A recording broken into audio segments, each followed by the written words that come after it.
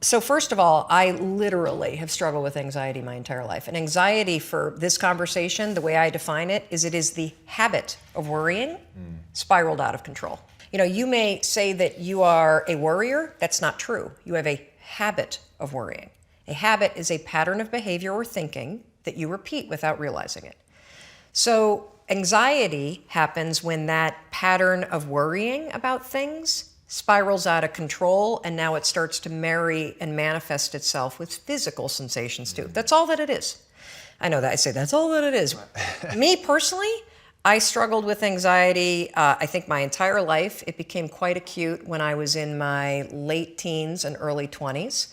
I became medicated in the middle of law school. I took Zoloft for 2 decades. When our first daughter was born, who is now 17, the postpartum depression and the cascading panic was so terrible that not only was I medicated and couldn't breastfeed, but I couldn't be left alone with her.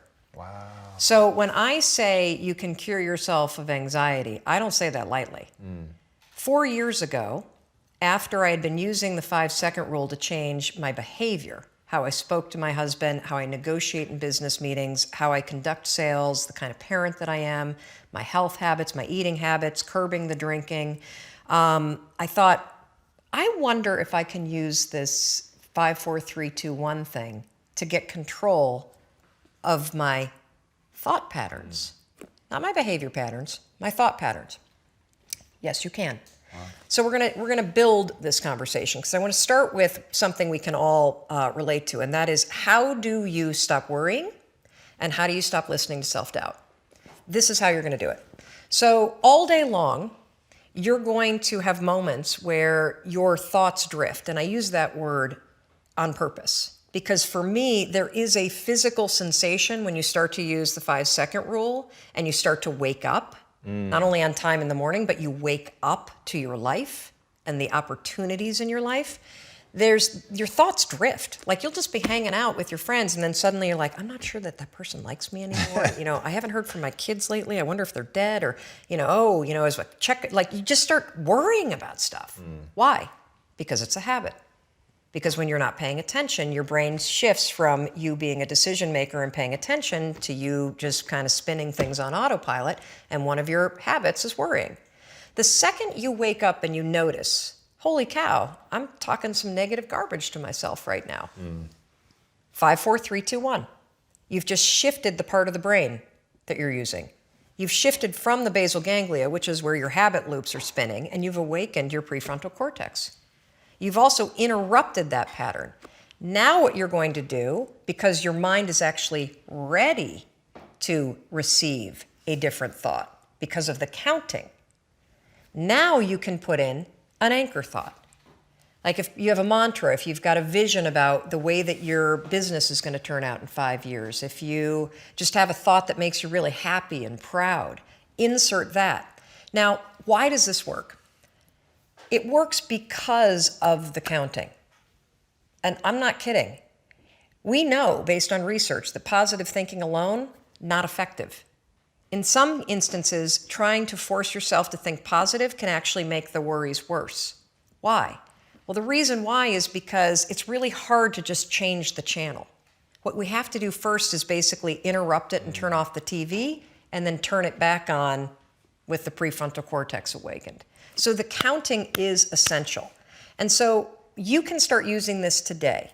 You catch yourself talking garbage to yourself, because we all know if I were to put a speaker on your head and broadcast, you wouldn't be sitting here in the audience, you'd be in an insane asylum, because the crap that you say to yourself is insane.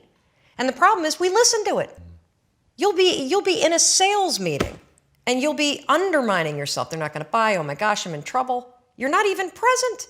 5, 4, 3, 2, 1. Switch it back. Get back to that vision that you have about toasting your success, or this customer being really happy, or you being proud of yourself. Whatever that vision may be, you can control your thoughts. And this is not just us talking about it. This is a tool that you can use. So let's take it a step further. So worrying, if you let it go unchecked, what will happen is you will get used to worrying. You will get used to living in a state where you're slightly agitated all the time. Let me talk a little bit about agitation. So what we know based on research is that physically in your body, So physiologically, being excited is the exact same thing as being afraid. Let me say that again because it is so important. In your body, being excited is the exact same thing as being afraid. Your body doesn't know the damn difference. Your heart races, your armpits sweat, you're like, you may get tight in your throat. Your cheeks may get pink like mine do when I get excited. The only difference between excitement and fear is what your brain says. And the problem is, if you have a habit of worrying, guess what you're going to tell yourself is going on? That you're like freaking out, that you're not excited, that something must be wrong. Oh gosh, why would you say something's wrong? Because you got a habit of saying that all the time. Even as I became a speaker for a living, or I'd be on CNN, when I first started doing it, I would be freaking out backstage. But even though, like, just last week, standing backstage, about to go on, 8,000 people, heart races, armpit sweat, my hands get clammy. I'm not nervous though, not at all. I'm excited. And so I developed this technique, and research out of Harvard, not based on my technique, but something very similar, proves that if you basically, right before you're about to do something, take a test, run a race, public speaking, a business negotiation, ask somebody to marry you, whatever it may be that gets your heart racing, just do this. Go, I'm excited. I'm excited to give that speech. I'm excited to ask him or her. I'm excited to do this race. I'm excited. Because what happens is you give your brain context, so your brain doesn't escalate the stuff going on in your body. Your brain's not worried. Make sense? Yeah. So you can combine this with the 5-second rule. So we know how to do worrying. You catch your thoughts drift, 5, 4, 3, 2, 1, anchor thought. If you start to feel your heart racing, 5, 4, 3, 2, 1 to awaken the prefrontal cortex, and then start going, I'm really excited to do this. I'm really excited to do this. Another technique that you can use is ask, I think they call it interrogatory questions, where instead of giving yourself a pep talk, say, well, why am I ready to do this? Why am I ready? Because that'll force you to answer the question, which then convinces you. So why am I ready to close this sale? Why am I ready to give this speech? Why am I ready? So those are two strategies that you can use backed by science that are proven to actually make your performance be much better. Now let's take it a step further to anxiety.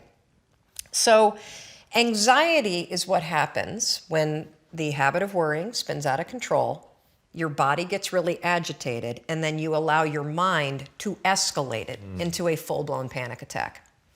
So for those of you that have not had the pleasure of having a panic attack, let me explain what it's like. So have you ever been in your car and you're driving down the road and you go to change lanes and all of a sudden there's like, oh my God, there's a car right there, right? And you swerve a little bit and then your heart's like, and you may sweat a little bit and you grip the wheel really tight and you're super locked in on the road ahead of you. But then that car pulls away and the near miss scenario passes and your mind starts going, okay, you're all right now. Right. You're all right now. That's it. That's all. That's what a panic attack is, only it happens while you're standing in front of your coffee pot. Seriously. You have that same, oh my God, what behind that? And your heart's racing, and the problem for your brain is that your brain can't look around and say, holy cow, we almost got hit by a car. Right. Your brain's saying, what the hell is wrong with her? She's making coffee and she's freaking out. And so now your brain has a problem. Because what's your brain's job? It's designed to protect you. So your brain will now do whatever it can to magnify the problem. Remember we talked about the spotlight effect? It'll start telling you all kinds of crazy stuff because it can't figure out contextually what the hell's going on. She's just making coffee, now her heart is racing and she's breathing really. Holy cow, maybe she is having a heart attack. A lot of people that have panic attacks say, I think I'm dying, oh my God, what's happening? Wow. Or you'll see them do the deer in the headlights thing where they got to get out of the room. That is the spotlight effect in your brain, now taking control and magnifying everything to get you out of whatever it was. So here's how you use the 5-second rule. You use it to stabilize your thoughts before the panic escalates. And then what happens is it drifts into worry and then it disappears. Right. So the second you feel worry, you catch it, you train yourself to do that. If you start feeling yourself getting, your heart racing, you can 5, 4, 3, 2, 1 and use the I'm excited, I'm excited. If that doesn't work, literally 5, 4, 3, 2, 1, and just give yourself an anchor thought, literally, of you being okay. We are in the middle of Anxiety Week, and I'm super excited about this because I'm somebody who has struggled with anxiety for a large part of my life. For more than 2 decades, anxiety was a chronic and debilitating issue for me. I have 2 kids that struggle with anxiety. I know that it is a struggle for many of you. There's a documented rise in anxiety. And so we are spending an entire week talking about tools that you can use to understand anxiety, to break apart the thinking habits in your mind, to catch the triggers. And that's what we're talking about today, the triggers that are triggering you to feel anxious before you even realize that it's starting, and what you can do with science, particularly something called anchor thoughts, to quiet your mind, to settle your body, to stop the agitation, and to get control in a moment where normally you would spin out of control.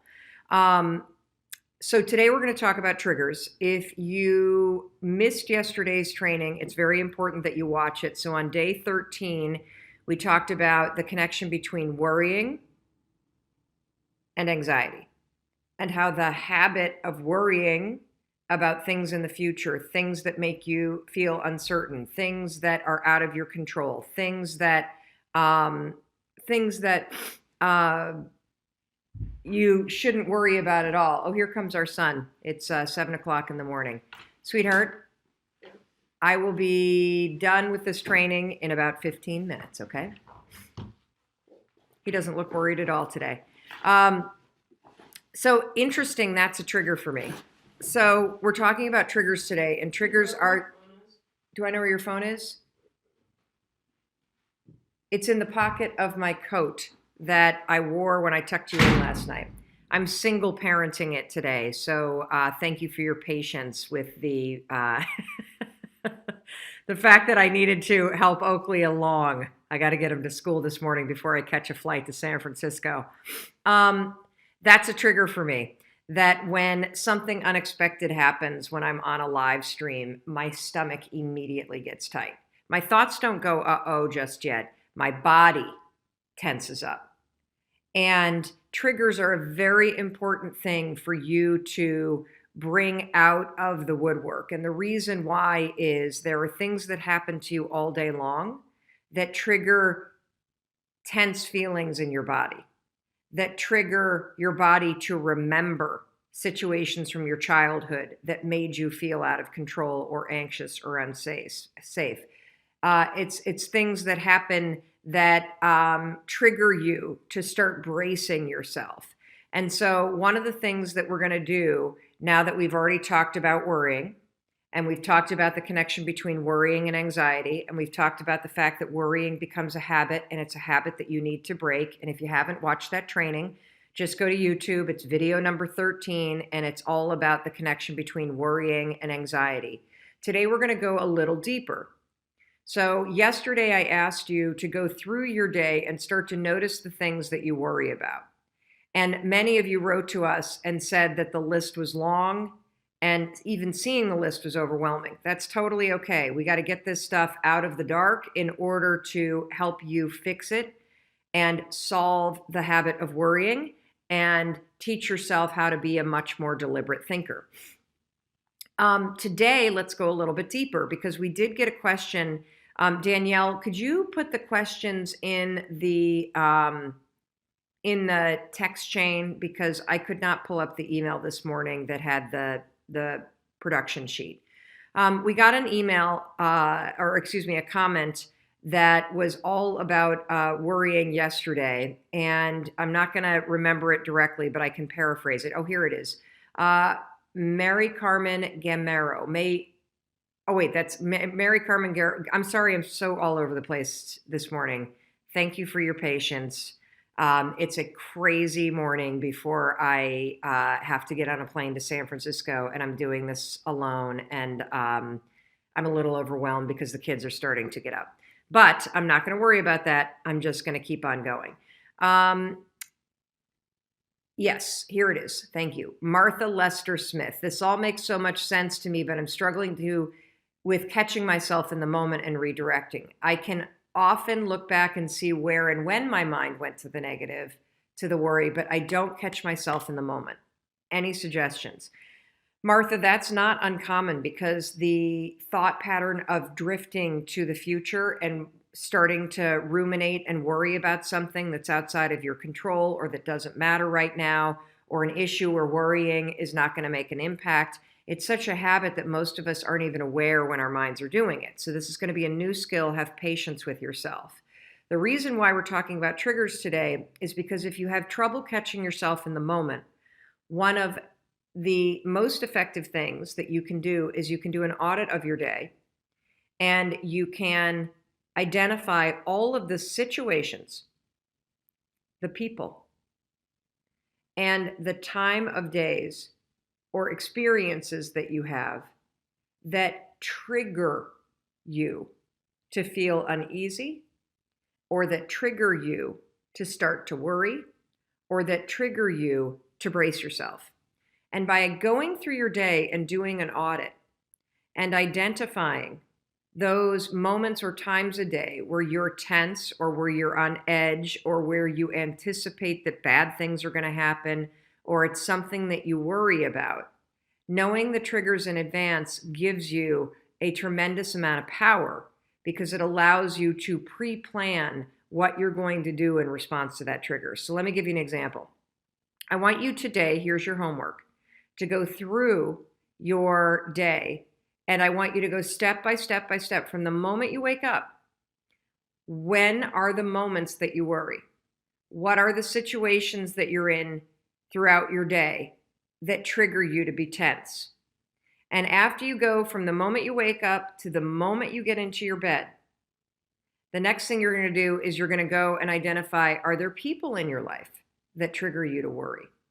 So, for example, when you wake up, are worries the first thing on your mind? Does just waking up and thinking about your day trigger worry? If so, write about it. Does walking into the kitchen and eating breakfast trigger worry?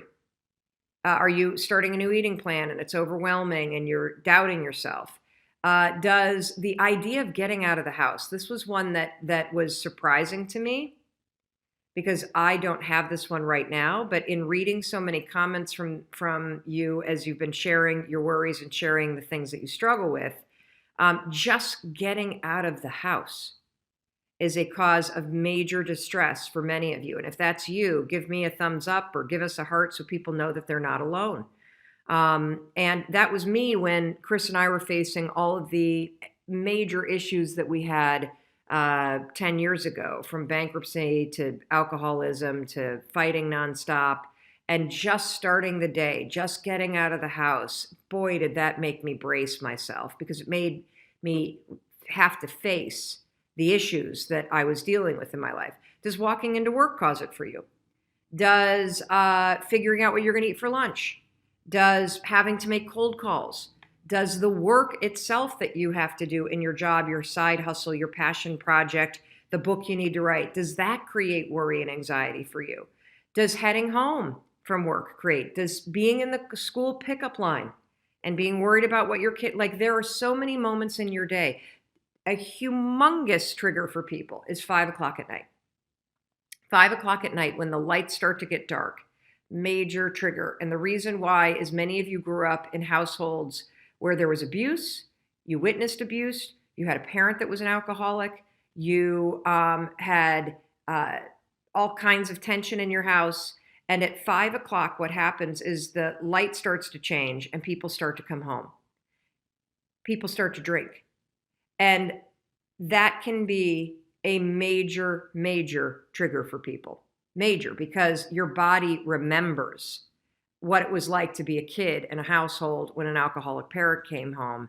And so your nervous system, believe it or not, is triggered by the time of day and the light changing and the fact that maybe you're with somebody or you live with somebody that comes home and has a drink. And that gets your mind to go. And so today, all I want you to do is I want you to identify the triggers. And here's why. When we pull the triggers out of the dark, we can teach you how to put a plan in place to respond to them so that you're not triggered and going into autopilot and starting to worry and feel anxious and having no control or idea why. Okay. And we got to break these all apart. I'm going to be talking to you about the connection between worrying and anxiety, and how it is critical if you want to quiet your anxiety, if you want to stop worrying, if you want to get control over what you're thinking about. It's going to begin with a habit that you have, that somebody else trained you, that you've gotten really good at this habit. And you know what the habit is? It's the habit of worrying. We all do it. We're all guilty of it. We're all guilty of, sorry, let me just move that a little bit. We're all guilty of worrying about things that are beyond our control, worrying about things that doesn't matter, worrying about things that we shouldn't care about. Sorry, I've got the streaming lights anymore. Hold on, let me just ask Mandy a question.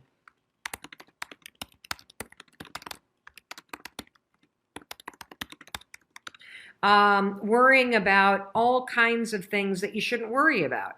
And it becomes a habit. It becomes a default way of thinking. And so in order to kick off Anxiety Week, I want to explain the connection between worrying and why that impacts anxiety.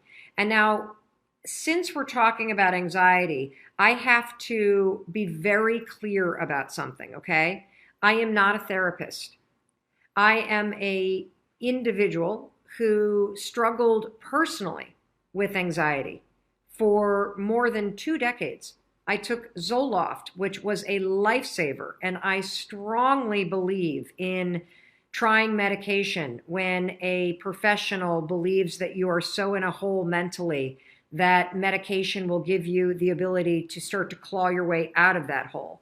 I have learned so much about anxiety because of my own struggles, and 5 years ago, I trained myself to be a deliberate thinker, just like I'm training you to be a deliberate thinker in this program. And through everything that I am about to teach you, and all of the strategies that you're about to learn, I learned all of these by researching anxiety. And I road tested them on myself while I was still in therapy. And I then started going off of my medication. And as my mindset reset and as my thinking patterns became more positive and stronger and healthier, I was able to completely cure myself of anxiety. And I say that with the utmost of relief and confidence. And I have also gone on to use these exact same techniques that I'm going to teach you to help my children deal with their anxieties. I've written extensively about anxiety in the 5-Second Rule book, which is right behind me. We've sold almost 1 million copies of that book. It is the #1 self-published audiobook in the history of Audible. I'm so proud of it. And I speak at length about anxiety and using the 5-Second Rule to cure yourself of anxiety, okay? But I need to make it very clear that these training sessions are in no way a substitute for getting professional help. If you have the kind of clinical anxiety or you suffer from an anxiety disorder, it is paramount that you seek professional help from a therapist one-on-one, that you try remarkable therapies. I'm going to say it wrong, but it's EDRM or ERDM, which is the rapid eye movement therapy, incredibly helpful. And so don't be a hero. Don't go off your meds cold. Don't quit therapy because you think that this live training program is the answer. This live training program is a step. And this live training program for the next week in particular, while we talk about anxiety, you're going to be introduced to tools that are grounded in research and tools that have worked for millions of people and tools that you can take back to your therapist or take back to whatever counseling you get to help you become a deliberate thinker, which will help you quiet your anxiety, get control of it, and then ultimately cure it with the help of a professional if you have an anxiety disorder. So that said, please, please, please listen to everything that I'm about to tell you and try it, okay? Please try it because this stuff works if you practice it. And again, quieting anxiety, it's not an event. It's not a one and done. This is a process that you are going to repeat over and over and over again, because the connection between anxiety and your mindset begins with your habit of worrying. We have a question from Twitter: is worrying the same as overthinking? If you're overthinking about positive stuff and keeping yourself in an excited state, no, it's not. If you're overthinking and the overthinking is you spinning scenarios in your mind that are negative, yes. Overthinking is another word when it's negative for worrying on overdrive. It means that you worry in loops and you keep repeating the worry over and over and over as if you were washing the same load of laundry over and over and over again. And so we're starting with the habit of worrying about things that don't matter, worrying about things that you can't control, worrying about things that haven't happened yet, worrying about things that are far off in the future. When you start to train yourself to think about things that are not in your control, or think about things that are statistically likely never to happen, that is when you can get into trouble. And that's why we're going to start with worrying. You see, worrying is when you allow your mind to default on autopilot and think about things that don't serve you. Think about things that are outside of your control. I'm going to give you an example that's very recent in my life. So I don't know, there were a bunch of you that noticed in the live streams that were on January 6th and January 7th, and I think January 5th. Many of you noticed that I had a lot of discoloration on my neck, and I had what appeared to be a lump.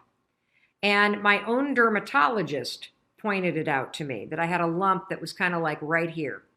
Now, the second that somebody says lump, what are your thoughts default to automatically? The second somebody says you got a lump on your neck, cancer, of course. I've got some sort of disease that's going to kill me. And so what do I do when my thoughts go there? Well, then I start touching it, and I start poking at it, and I start pinching at it, and then I start asking everybody, do you see this lump on my neck? And asking people if they see a lump, that's a proactive action. That's a good idea. But the bad thing to do is to let your thoughts then default to thinking that you have cancer, to thinking that there's something wrong, to thinking that you're going to die, to thinking that this is going to be a major problem, to thinking that there's an emergency right now. And the problem with allowing your thoughts to go that way is because when you start to think about things, first of all, it's outside of my control if this is cancer or not. It's outside of my control right now if this is going to kill me. It's outside of my control right now whether or not a week from now when I go see my doctor, they're going to diagnose what is in my neck.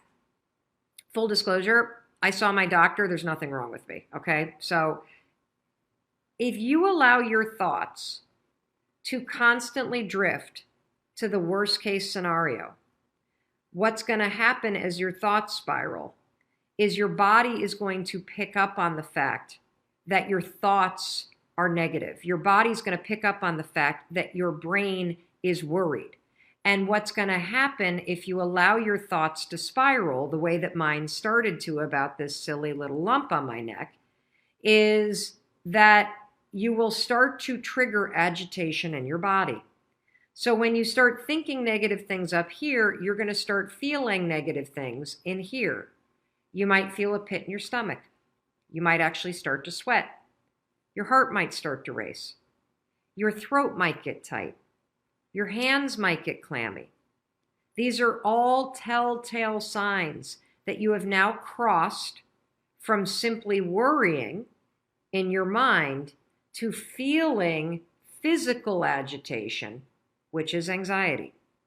So that's the relationship between worrying about something, which is thinking negative thoughts about things that are outside your control, and anxiety, which is when those worries become physical agitation in your body caused by your thoughts. That's it. And so it's critical for you, if you have anxiety, if your kids have anxiety, if you're a chronic worrier, if you lay awake at night thinking about all these things that you need to do, we're going to go through all of this and all kinds of things that you can do to start to address this. It is critical that you understand that there is a connection between the day-to-day anxiety that many of you feel. We're not talking about anxiety disorders here. We're talking about the day-to-day anxiety that you feel that is triggered by the worries in your own head, that is triggered by the overwhelm that you feel in your life. This is anxiety that you can quiet. This is anxiety that you can get control of, because this form of anxiety is all triggered by your habit of worrying about things beyond your control. Worrying about whether or not your boss is going to snap at you. Worrying about whether or not your spouse is going to be in a bad mood when you walk in. Worrying about things that you can't necessarily control. And so here's the thing that you want to do. When you have a worry, for example, being worried about a lump in your neck is a good thing, because it'll get you to take action. So the second that I confirmed and I looked at the screenshots that many of you sent me and I checked it out in the mirror, that I had a little something right here, I made an appointment with my doctor. And then you know what I did for the rest of the week? I practiced the tools that we've already covered in videos 1 through 11. I practiced the tools of autopilot versus deliberate thinking. You see, you worry when you're on autopilot.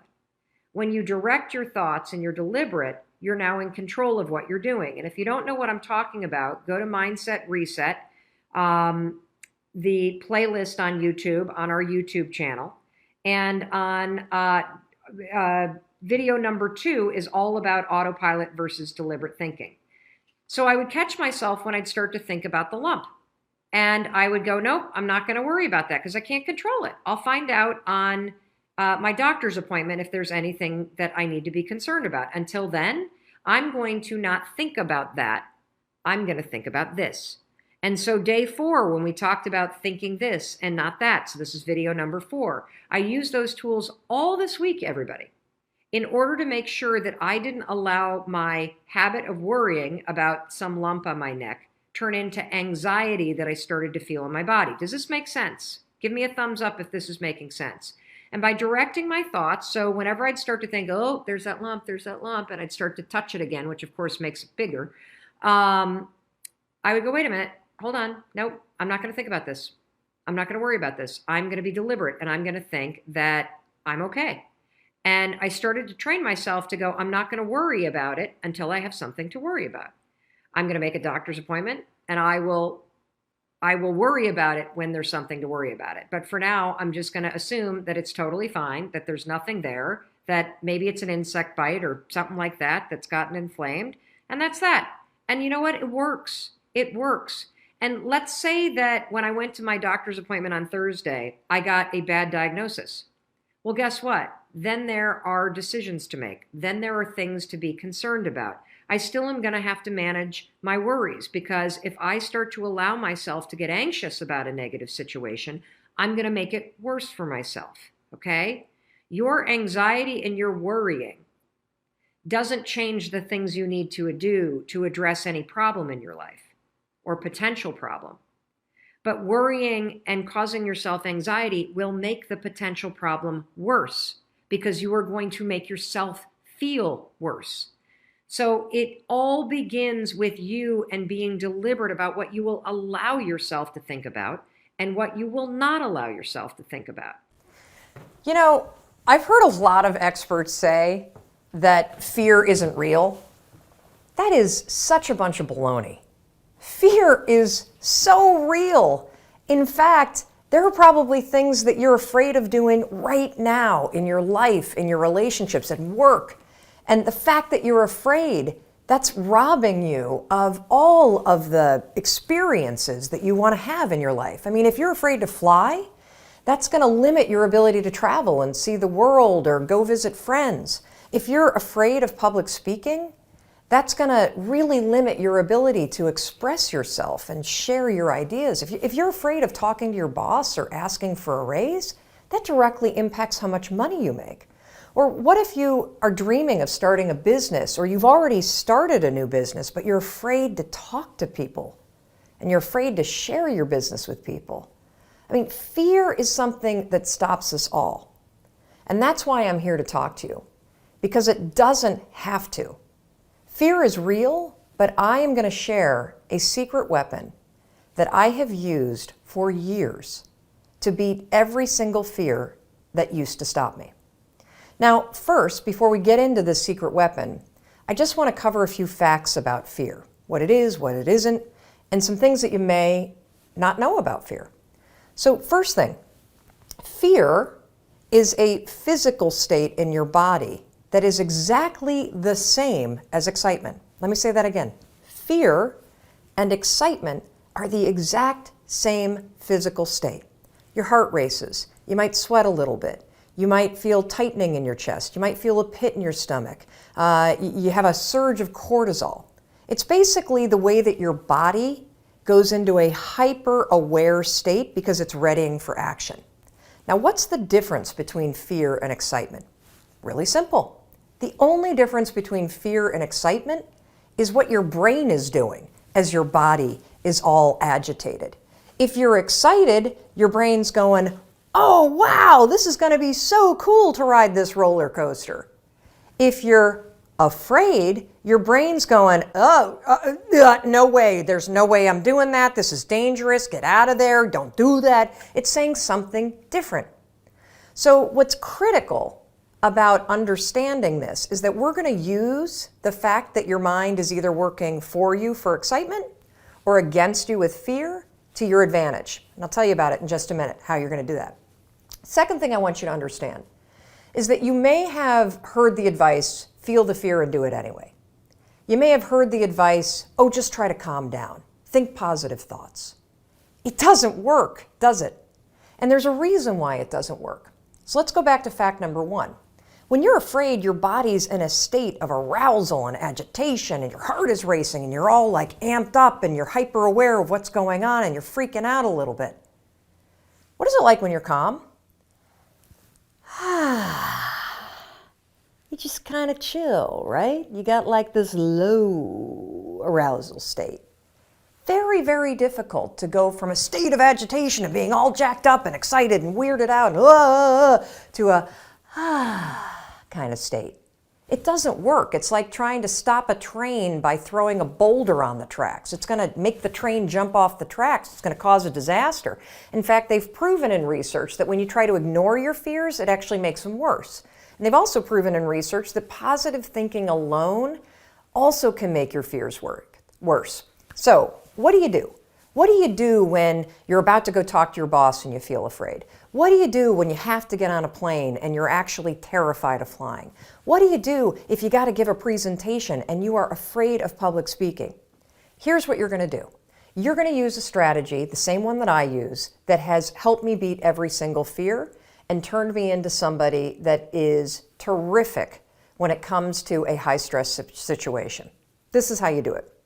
You're going to use my 5-second rule in combination with what I call an anchor thought, and that is going to reframe what your mind is doing so that your mind goes from feeling agitation and making you afraid to reframing it from agitation to excitement. It works like magic. Now, I have used this technique for years, literally for years.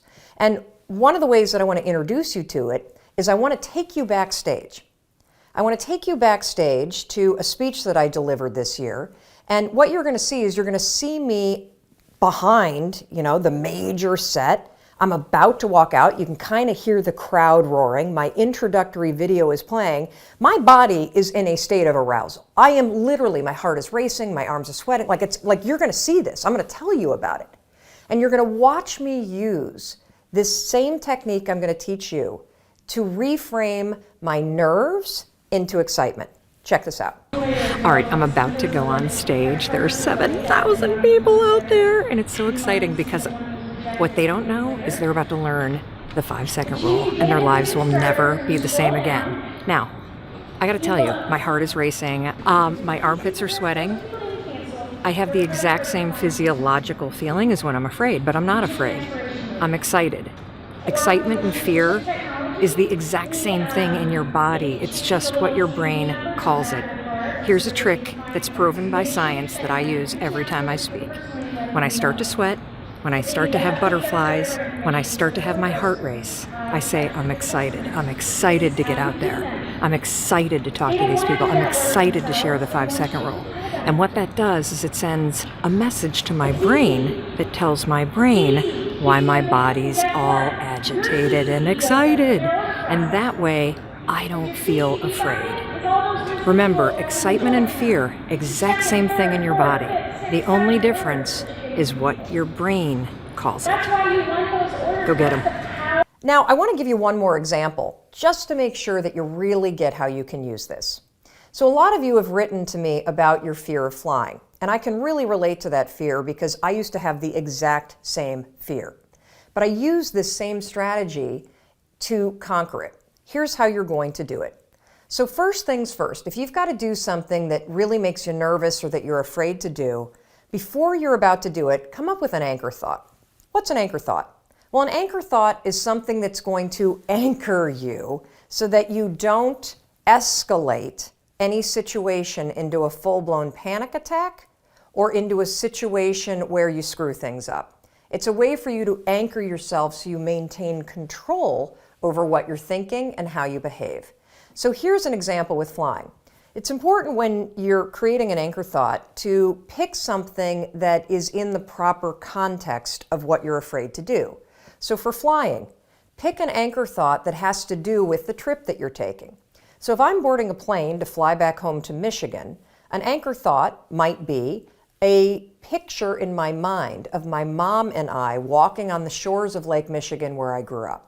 That's a thought that makes me happy, it makes me excited, and it's also related to the trip that I'm taking.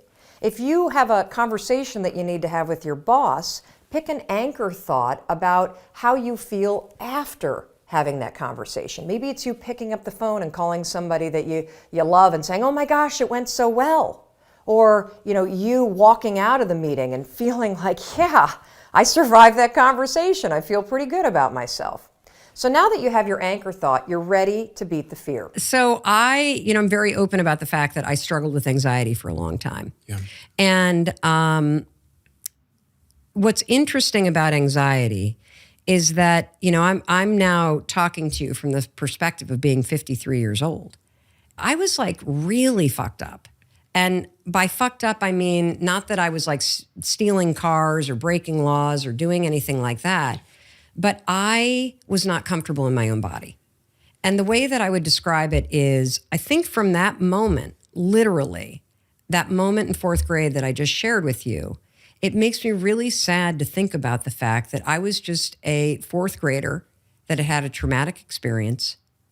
I didn't know, but my nervous system remembered. And so anytime I went to bed, I woke up the next morning with the sensation in my body that something was wrong.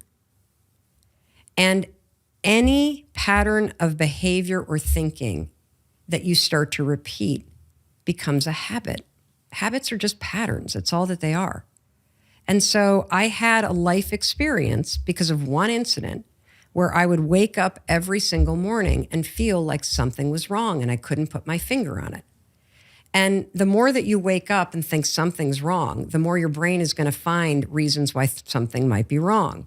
And so I developed this sort of chronic state of feeling on alert, feeling this sense that I got to be aware. Fight or flight. Yes, yes. My, in clinical terms, my sympathetic nervous system got switched on. And I had no idea how to turn it off. And if you don't know how to calm your nervous system down, to flip off the sympathetic nervous system and flip on the parasympathetic nervous system, which is your calm, grounded, resting nervous system, you will forever struggle with focus, with being present, with the ability to think clearly and make good decisions. You will constantly talk about the fact that you feel anxious, and that comes from your nervous system always being on edge and being in fight or flight. I didn't know any of this. I was just a nervous kid with a nervous stomach. Every camp that I went to, I got sent home because I was too homesick. Oh, yeah. I mean, you know how homesick you have to be for trained counselors to actually call your parents and go, we got a problem here. She can't stay here. Like, she is out of her mind. When you say out of your mind, what are the physical symptoms or verbal symptoms of that? Oh, my gosh. Complete disassociation. So I would be at camp, like literally sixth grade camp. So at the end of sixth grade year, and I feel bad for little Mel Robbins. I feel bad for her because, here's this experience, sixth grade camp, where the entire school for 4 nights goes away to a camp, just the sixth grade. It's supposed to be the culmination of your sixth grade year. And I am so freaked out that something bad is going to happen, that I, of course, escalate things in my own mind. I don't even feel like I'm at camp. I feel like I'm walking on a movie set. I don't feel like I'm on Earth. I feel like I'm on a spaceship somewhere looking down all the time. I feel like I might throw up because my stomach is rattled, because when you're anxious and you can't focus your thoughts, you tend to not eat. And so that, of course, upsets your stomach. It's not that something bad's going to happen. It's that you're screwing up the chemistry in your stomach by not eating because you're so nervous, which only makes it worse. And as your mind is scrambling, thinking something bad is going to happen, and then your stomach is hurting, then you start to think, oh my God, I'm going to throw up. And then you start to think, well, if I throw up, something bad's going to happen. And then the kids are going to laugh. And like, it just becomes this spiral train wreck. And that is the state that I lived in. And so, you learn how to cope. It becomes your new normal. But that was basically my life, constantly feeling like something bad was going to happen, constantly feeling like I wasn't really present, constantly lying or fibbing about how I felt or what I was thinking because I didn't want people to judge me. I mean, it's awful. And then you come through college and you've got to make that choice in life as to which direction you're going to go in. It seems quite... Choice. I love the choice, yeah. Yeah, well, it is. Well, how would you define it? Panic. Panic, yeah. Yeah, because I didn't know what I wanted to do. Yeah. Because I had only ever lived in survival mode. So did you not take a pause to decide to sort of listen Take a pause? who you were and what your calling was? And Take a pause. When you have anxiety, your whole mode of living is, if I'm on the move, no one can catch me. If I am on the run, I'm safe. And so what's interesting is that I think the only time in my life that I have actually slowed down was during the pandemic. Does that sound familiar? Yeah, of course. Yeah. You had no choice. Yeah. And one of the hardest things, which became one of the greatest realizations, is truly coming face to face with myself and realizing that even though I have done all this work to heal trauma, even though I have done extraordinary things in terms of my own thinking patterns, that there was a level to which I was still on the run, that I was darting off to a coffee shop or darting off to Target or darting off to an airplane. And all of this racing around kept me from having to truly stop and stand with the woman in the mirror and just be still and figure out, well, what do I really want? How do I really want to feel? What is one thing that you know that you need to do, that when you think about doing it, and a lot of times it's a conversation, when you think about doing it, you get a pit in your stomach? I want you to write in the comments, what is that thing that you are afraid to do? You know you should do it. It's probably a conversation. And, oh, here we go. My 29-year-old son came home. He's living with us temporarily. He's bringing women home late night from the bars. He's a lot like his father, so very confrontational. Having that conversation gives you a pit. Starting writing my book, having a conversation with my coach, leaving my home, driving, asking for my raise that I'm worth, quitting my job, calling that prospect in my business, paying my taxes, paying my bills, working out in front of other people, doing a presentation. These are all driving to another state in busy traffic, reaching out to new clients. Excellent. Opening up a business. So as you think about this thing that you want, what immediately happens is you feel a pit in your stomach. That's what happens before your mind even goes, oh, I'm scared to call prospects. Oh, I'm scared to leave a secure job. Oh, I'm scared to write this new script. Oh, I'm scared to lose weight.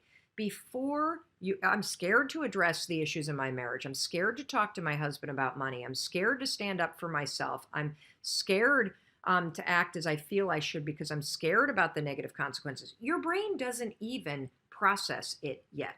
What happens is you have an idea about this thing that you know you need to do, and you immediately feel a pit in your stomach, or you feel your chest tighten, or you feel energy rise up into your neck, right? Your body is feeling the fear first. And believe it or not, part of the self-awareness and self-mastery and the ability to move your life forward is not only in 5, 4, 3, 2, 1, finding the instant motivation and courage to push yourself forward, but the true liberation and freedom is going to come when you start to understand the body signals that got programmed a long time ago in your body that are holding you back, and learning how in those moments when you get a pit in your stomach to recognize it and slow the body sensations down and then move forward before your mind starts talking you out of it. So a lot of what happens for us is you had situations when you were a kid, maybe your mom or your dad were really intense. Maybe you grew up in a very competitive household. Maybe you were the kind of kid that things were better in your house when you were seen but not heard. And so and your body remembers it. Your body remembers situations when your parents were yelling because as a kid it feels traumatic. Your body remembers situations where in a classroom you were nervous or afraid to be called out or be seen. Your body remembers moments when you were embarrassed. And so what's interesting is that your body will now face any situation where you're about to be seen or you're about to speak up or you're about to do something where you're facing uncertainty or you're about to face judgment. And your body remembers those situations and it starts to get nervous or agitated or on edge because it knows, oh my God, you're about to do something that's going to expose you, and your body wants to keep you safe. That's why your stomach starts to go grumbly. That's why your chest starts to get tight, because you are about to do something that exposes you. You're about to do something that is new. You're about to do something that is scary, and your body wants to try to protect you. Now, your body's misreading the situation, by the way. So the fear of disappointing people, we've talked about one place that it comes from, which is making sure not to create a scene and making people like you. That's one lane that most of us have, and I'm going to tell you a story in a minute about how you can manage this. The second lens, and I got to give credit to my business partner Mandy for this, is that so many of us have this perfectionism gene. And the reason why we're perfectionists is we're trying to insulate ourselves from criticism. That if you get it perfect, no one will give you feedback. If you get it right, nobody's going to criticize you. If you do it perfect, then no one will be able to attack you. And the problem with that, and that's just another side of the same coin, which is the fear of disappointing people. You're managing not disappointing people, not by lying and not by being codependent, but by actually trying to be a perfectionist so that nobody criticizes you. So let me tell you a story about the fear of disappointing people in my own life. Because this is the biggest trigger in my life. I mean, it goes back to being in 4th grade, right? It's there. And this is another thing, I literally have to remind myself of this, everybody, every single day. You cannot remove the things that trigger you. You can't. If you've been doing a pattern since 4th grade, there will be things for the rest of your life that will trigger that pattern to come up. But you can always choose not to repeat the pattern. So you'll be triggered and be afraid that you're going to disappoint somebody. That's real, that's normal, it's natural, it's part of being a human being.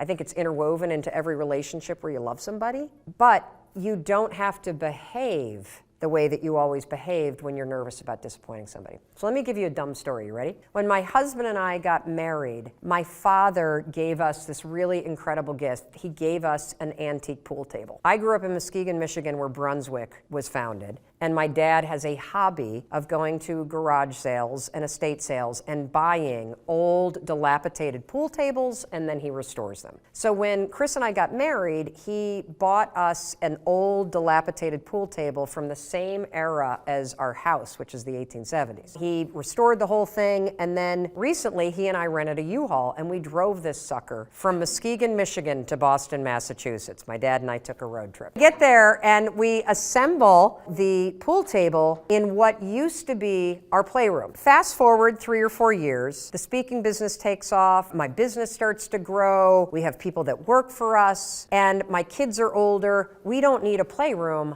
we need an office. The pool table is in the middle of this thing. For the first 2 years of having the office, we kept the pool table there. Why? Because I didn't want my dad to be disappointed, because I love him. Now, he visits our house twice a year for 2 or 3 days with my mom. And I kept this thing occupying a third of our office for 2 years. And then I realized I'm being ridiculous. I'm being absolutely ridiculous. Now here's the thing. Will he be disappointed if I take the pool table down? Absolutely. Definitely. There are always going to be things that you do, decisions that you have to make in your life, in your business, for your family, that will disappoint other people. It's unavoidable. But the fact that he's going to be disappointed should never be the reason that I don't do something that is aligned with my values. Now, let's take it a step further. When you make a decision that is likely going to disappoint people, or that does, still make the decision, because it's your life. There's nothing worse than when you start to rob your future and your life and your happiness because you're so focused on other people. However, if you love people, you can still take care of them when you make that decision. So let me go back to the example of the pool table. So I knew I was going to take it down. I knew my father was going to be disappointed. I was disappointed. I don't have a big house. So I don't have the room for a huge pool table. I don't have a finished basement like a lot of people. I don't have like a cool garage game room thing like I just don't have it. I called him first and said, I need to talk to you about something. You know, the pool table, I love the pool table. Dad, my business is growing so much, I actually need an office. And, oh great, it'll be great in the office. And I'm like, well, yeah, it would, except I have, 3 or 4 people showing up and we got to put some desks in there for now. Even went down, well, you could put a piece of plywood, and they could work on the pool table, and then they could do the thing, and then the thing. And now my heart is racing because I don't want to disappoint my dad, and now he's fighting and I had to just say, for me, Dad, here's what's going to happen. I'm going to hire professional movers in the pool table business to disassemble this with love and care. We're going to store it beautifully. When I either get a full-time office offsite, or I build a barn, or I build a different house, this will have its own beautiful room dedicated to you. So we had this beautiful conversation. Now, was he disappointed? Absolutely. When they come to the house and visit, which they just did, and they walk into the office, do I feel a pang? You better believe I do. It doesn't matter. That's all normal. I still need to make the decisions that I need to make. And the difference, what's changed, is how I relate to that fear. So instead of what I would do in the past is I would make a decision that doesn't serve me. I'd leave the pool table, and then I'd be all about it. I'd leave the pool table as a way to make my dad happy, but it makes me miserable to leave it there because I need the space, right? And then I'd be kind of annoyed, and then he'd come and I'd fake play pool because I kind of want to rub, you know what I'm saying? Like, we do all this that's not real. And what I've been able to do for myself in some instances when I catch it is to hit it head on and to be authentic and to still take care of people. And what I've also come to learn is that people can be disappointed in you and they still love you. You're never going to get around this. Everybody in your family is going to be disappointed with you, probably once a day, probably. And you have the ability to retrain how you respond to that trigger that rises up in you where you start to fear that you're disappointing somebody. And the answer really is make the decision that's aligned with your values and the thing that supports you, and then take care of the person by being honest and straightforward about it, dealing with their disappointment head on, because that's really the adult thing to do, and that's what you do when you love somebody. The way we've all been handling it, myself included, is manipulation, lying, resentment, withholding, and that doesn't serve anybody. I believe with all of my heart and being that every man, woman, child, person, grandparent, everybody should infuse their days with habits of celebration and self-confidence.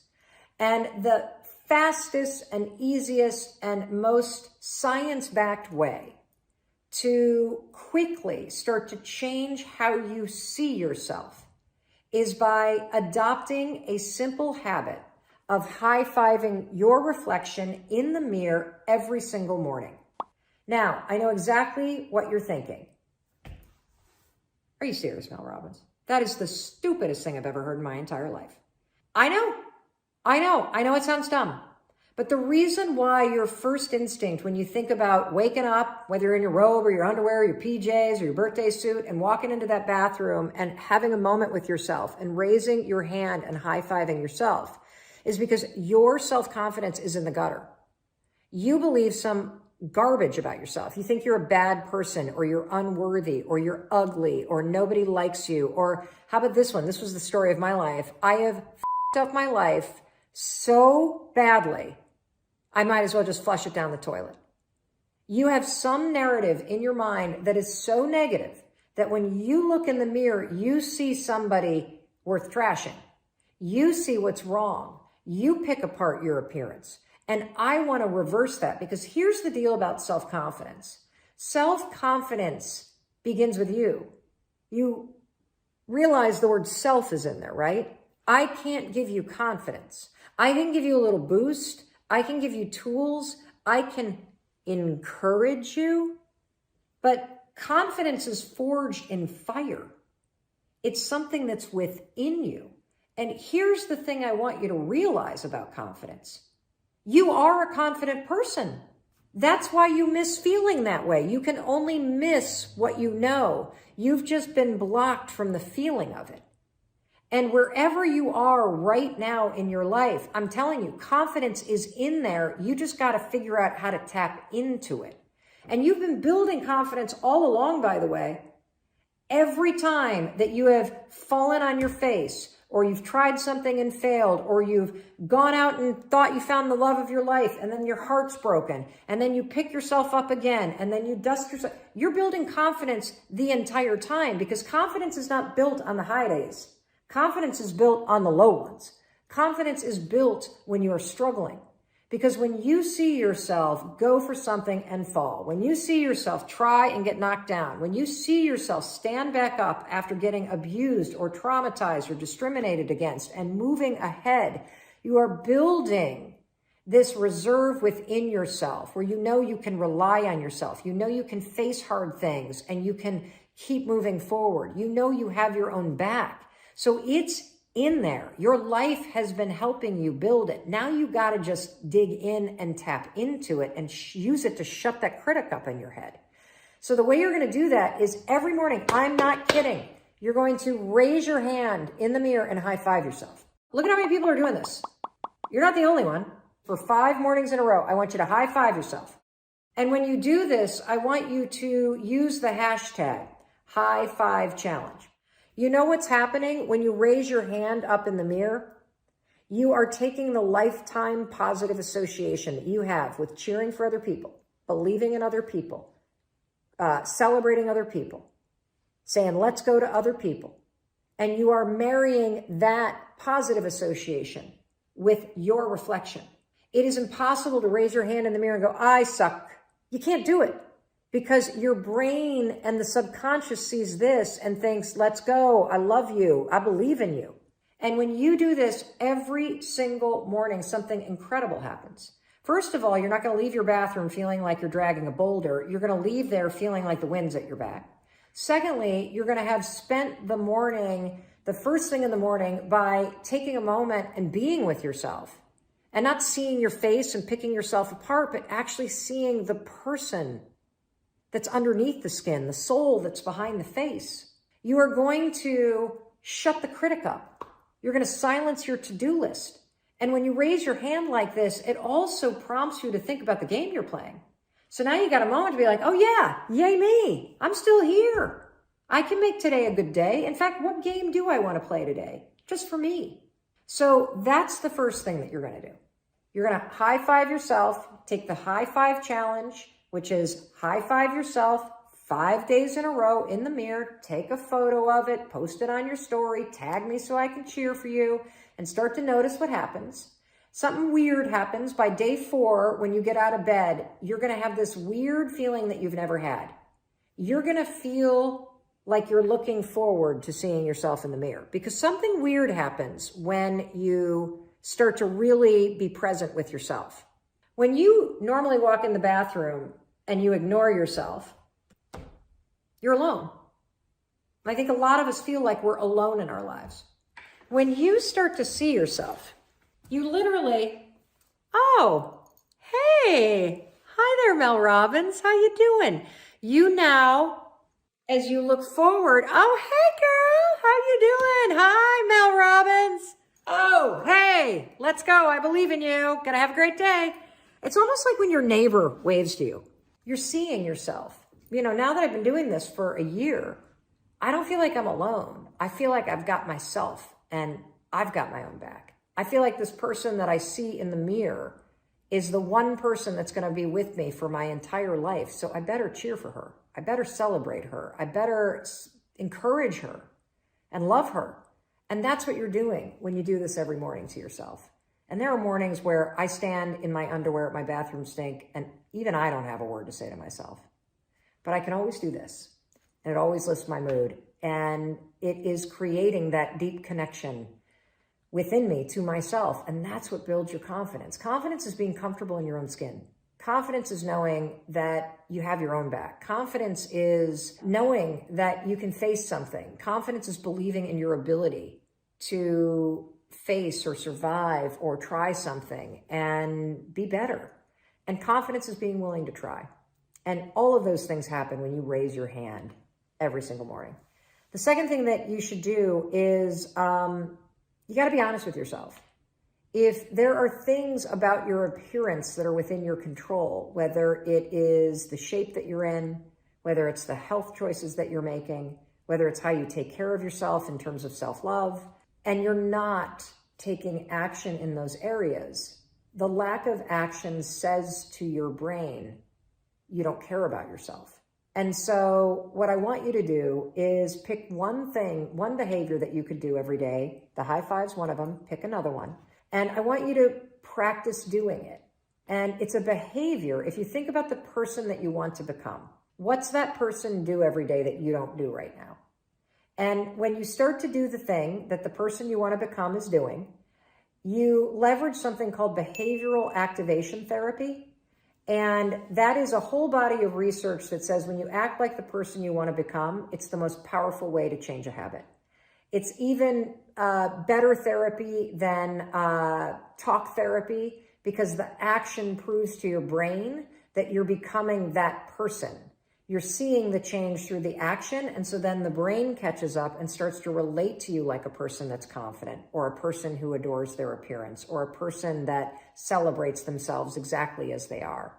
So try those two things. Make sure you tag me online when you do the high five challenge. And I know it's going to work. Today's coffee talk is all about feeling the fear and doing it anyway.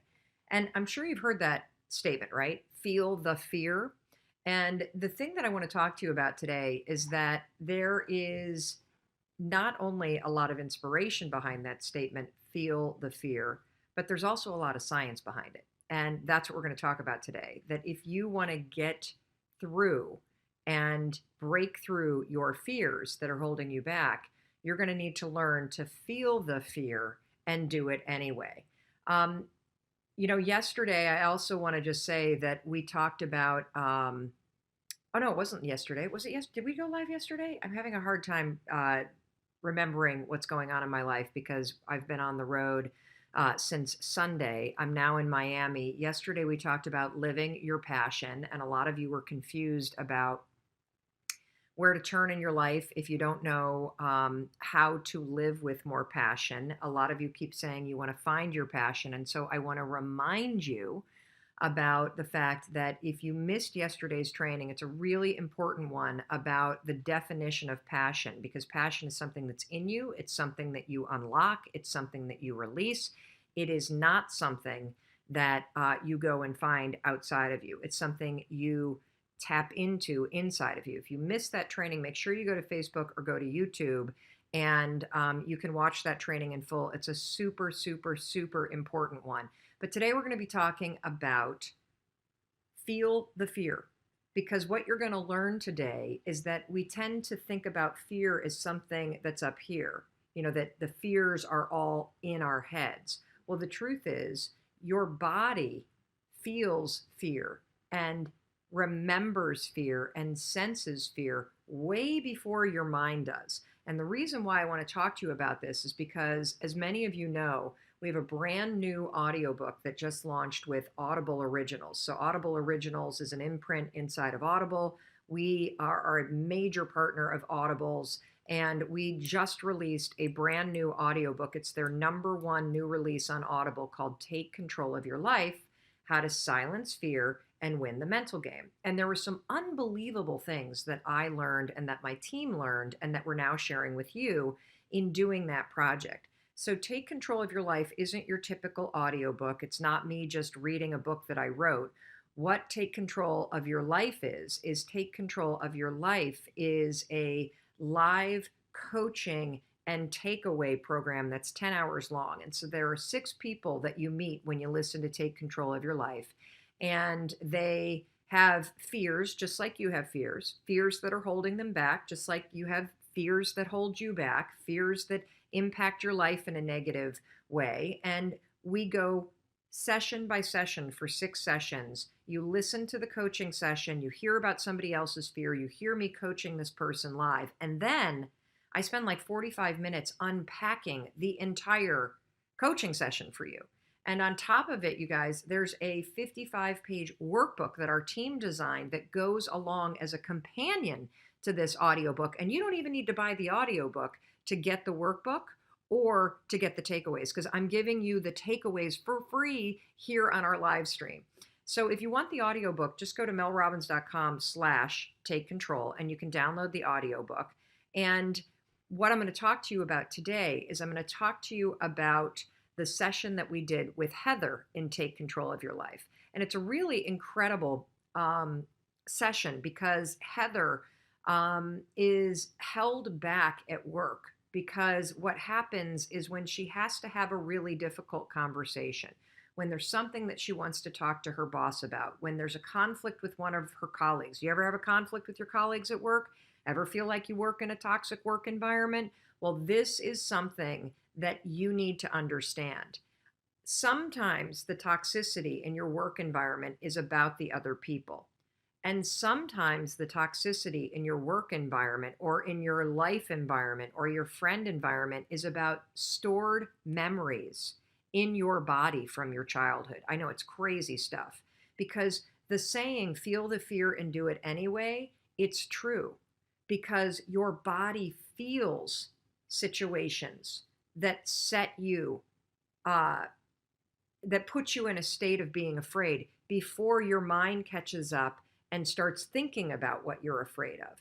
And so one of the key takeaways from Take Control, and one of the things that I want to teach you today, is that if you start to tune into your body and you start to notice the signals that your body is sending to you in your day-to-day life, signals like butterflies in your stomach, signals like feeling a rush of energy up to your neck, signals like your armpits sweating, signals like your hands getting sweaty, signals that your body is stepping and noticing a situation that reminds it of your past. Learning how to read those signals that, oh my God, here goes my body. My body is starting to recognize that this is a situation that puts me on edge. Recognizing those signals first and slowing the body response down before your brain starts to go, oh my God, oh my God, oh my God, oh my God. That is a critical skill in taking control of your life. Do you feel like you worry too much? Do you feel like you live in your head too much? Do you wish that your mind was a more positive place? You know, my daughter and I are here in Miami, and I'm just like you. My mind can be my worst enemy. I was laying in bed last night and I had fallen asleep and I kept waking up. And you know what I was thinking about?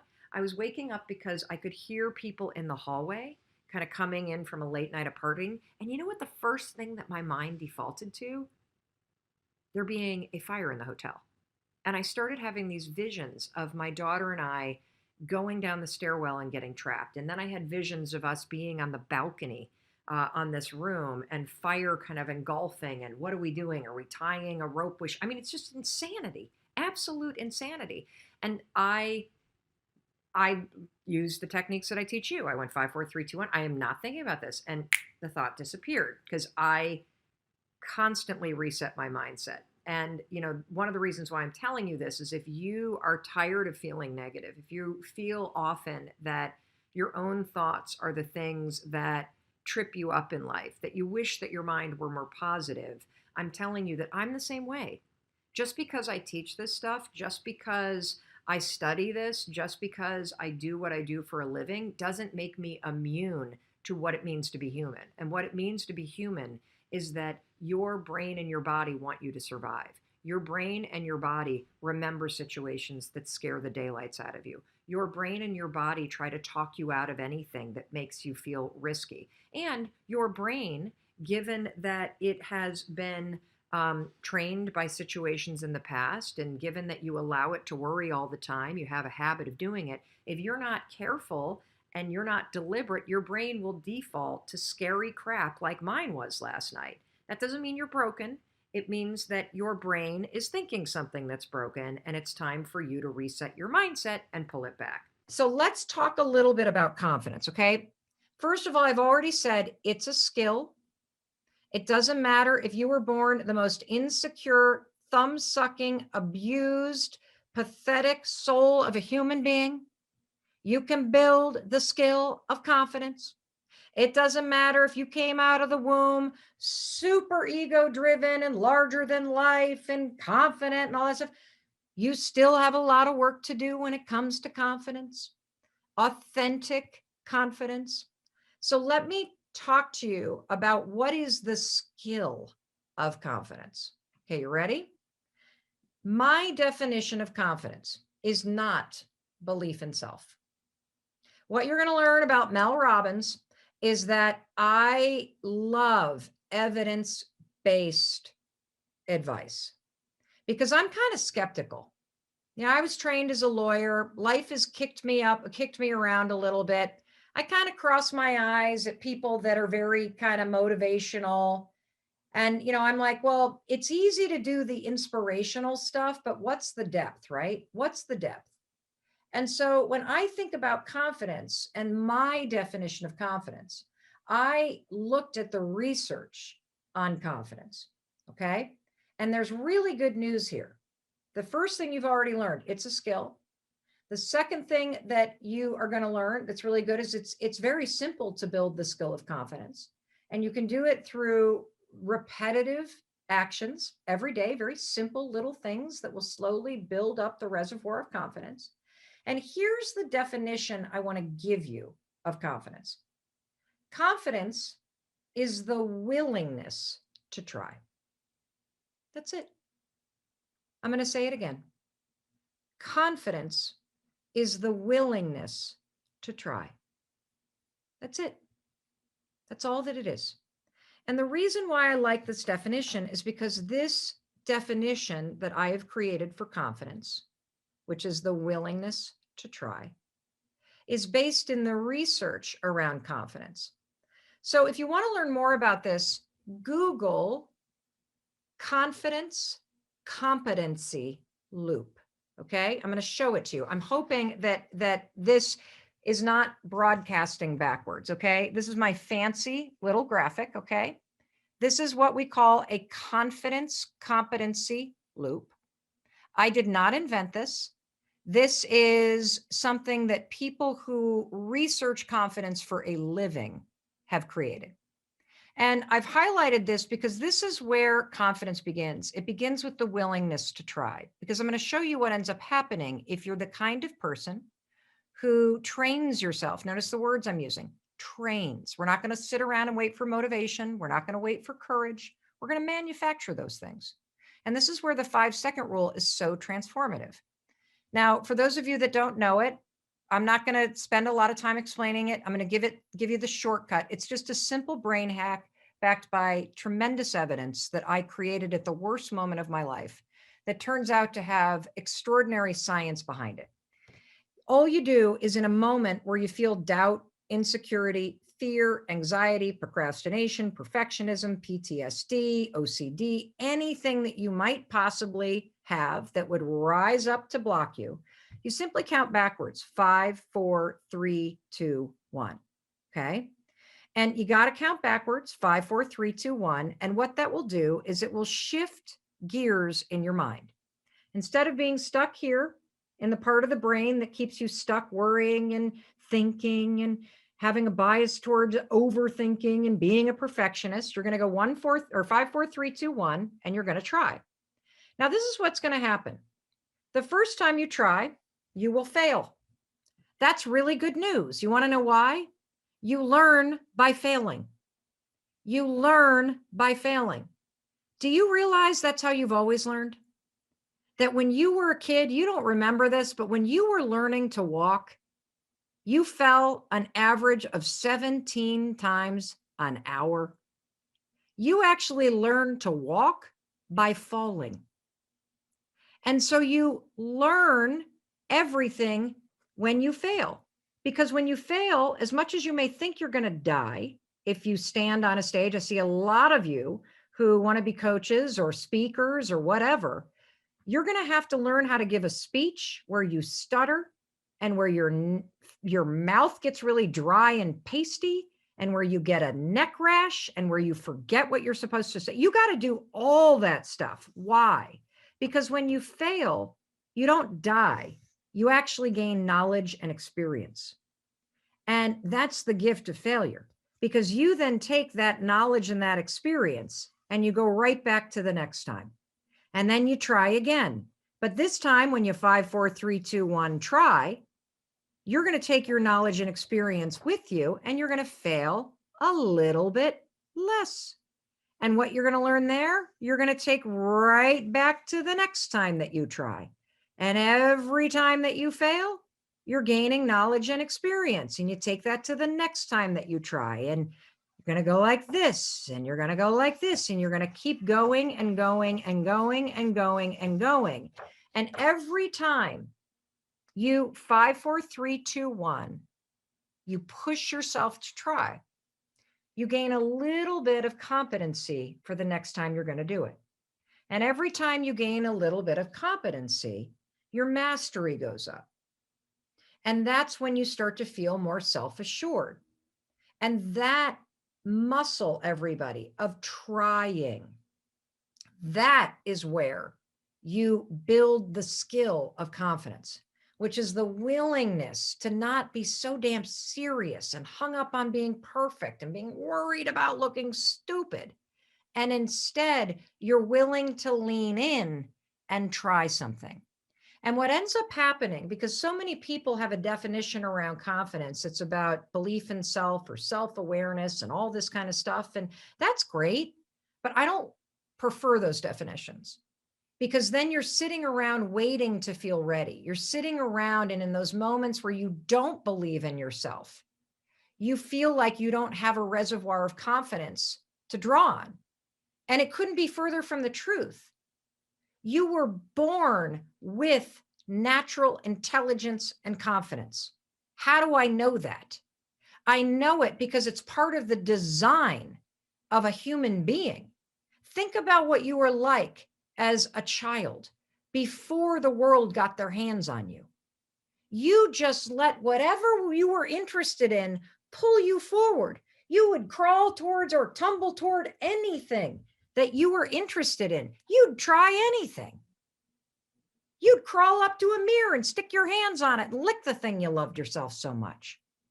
But life got its meaty hands on you and started telling you no. Do you know the average kid hears some version of the word no, some redirection almost 400 times a day?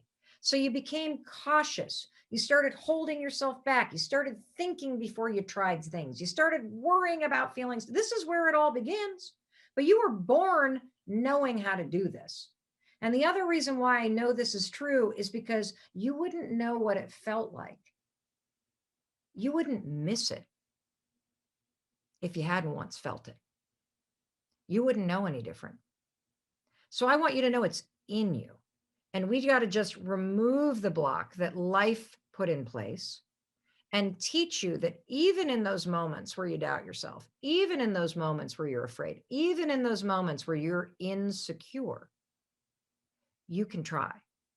And it's in the skill of trying that you gain the competency, the knowledge, and the expertise that helps you become better and better and better. Because here's the trick. You know, the more experienced you become in something and the more you master it, the less stressed out and anxious and worried you are about doing it. That's how that sort of belief in self comes. The belief doesn't come first. It's a byproduct of you pushing yourself to try. So let me unpack some other things that I wanted to talk about quickly before we get into the Q&A. I promised to talk about self-doubt. And I want to talk about the difference between self-doubt, which is one block, and people-pleasing. I should probably share with you sort of this whole story about the way that I think about blocks. Okay. So, again, I'm working on this book about this. And the other day, this was this fall, I went out to Los Angeles to move my daughter into her off-campus apartment. And she's got this huge kind of laundry room in the basement. You know, have you ever been in a laundry room, like in a commercial space where they've got all the lines of dryers? And so I was washing her sheets like, moms and dads do when they move their kids into their off-campus apartments. And it was the final load of the day. I go downstairs to the basement and I open up the dryer and I'm like, that's funny. The sheets aren't dry yet. And so I put in a bunch more quarters. I hit the button. I leave. I go out the door and I hear, and I'm like, that can't be my dryer. What? So I go back and the 30 minutes is still on the dryer. And I'm like, that's weird. So I open it up. They're damp and it smells kind of like hot metal. And I see the filter and I think, oh, I wonder if the filter's jammed. You know how like a dryer doesn't really work when the filter is filled? So I try to open it and this sucker is really jammed. So luckily 2 guys walk in with a basket of laundry and I get one of them to help me. And it's so jammed. He has to put his foot up on the thing and yank it out. And when he yanks it out, literally it was like a lint carnival. I don't think anyone of the kids that live in that building had ever pulled that freaking filter out of that dryer. There was a disgusting stack of lint, like this freaking big, you guys. It was like gray and blue and black and red. And it was like artifacts. It was like an archaeologist of laundry lint. I'm like, it's disgusting. So I pull that thing off and then the janitor walks in and he's like, these damn kids. And this is going to start a fire. And so we clean it off and he puts the filter back in and he turns to me and he says, lint builds up. It's little, but it builds up and it blocks the flow of air. And, it gets so hot in that dryer, the whole place could burn down. I seen it happen. And then he goes, but now that it's clear, the dryer can do what it's designed to do. And it gave me the biggest aha. And this is what I'm writing this book about.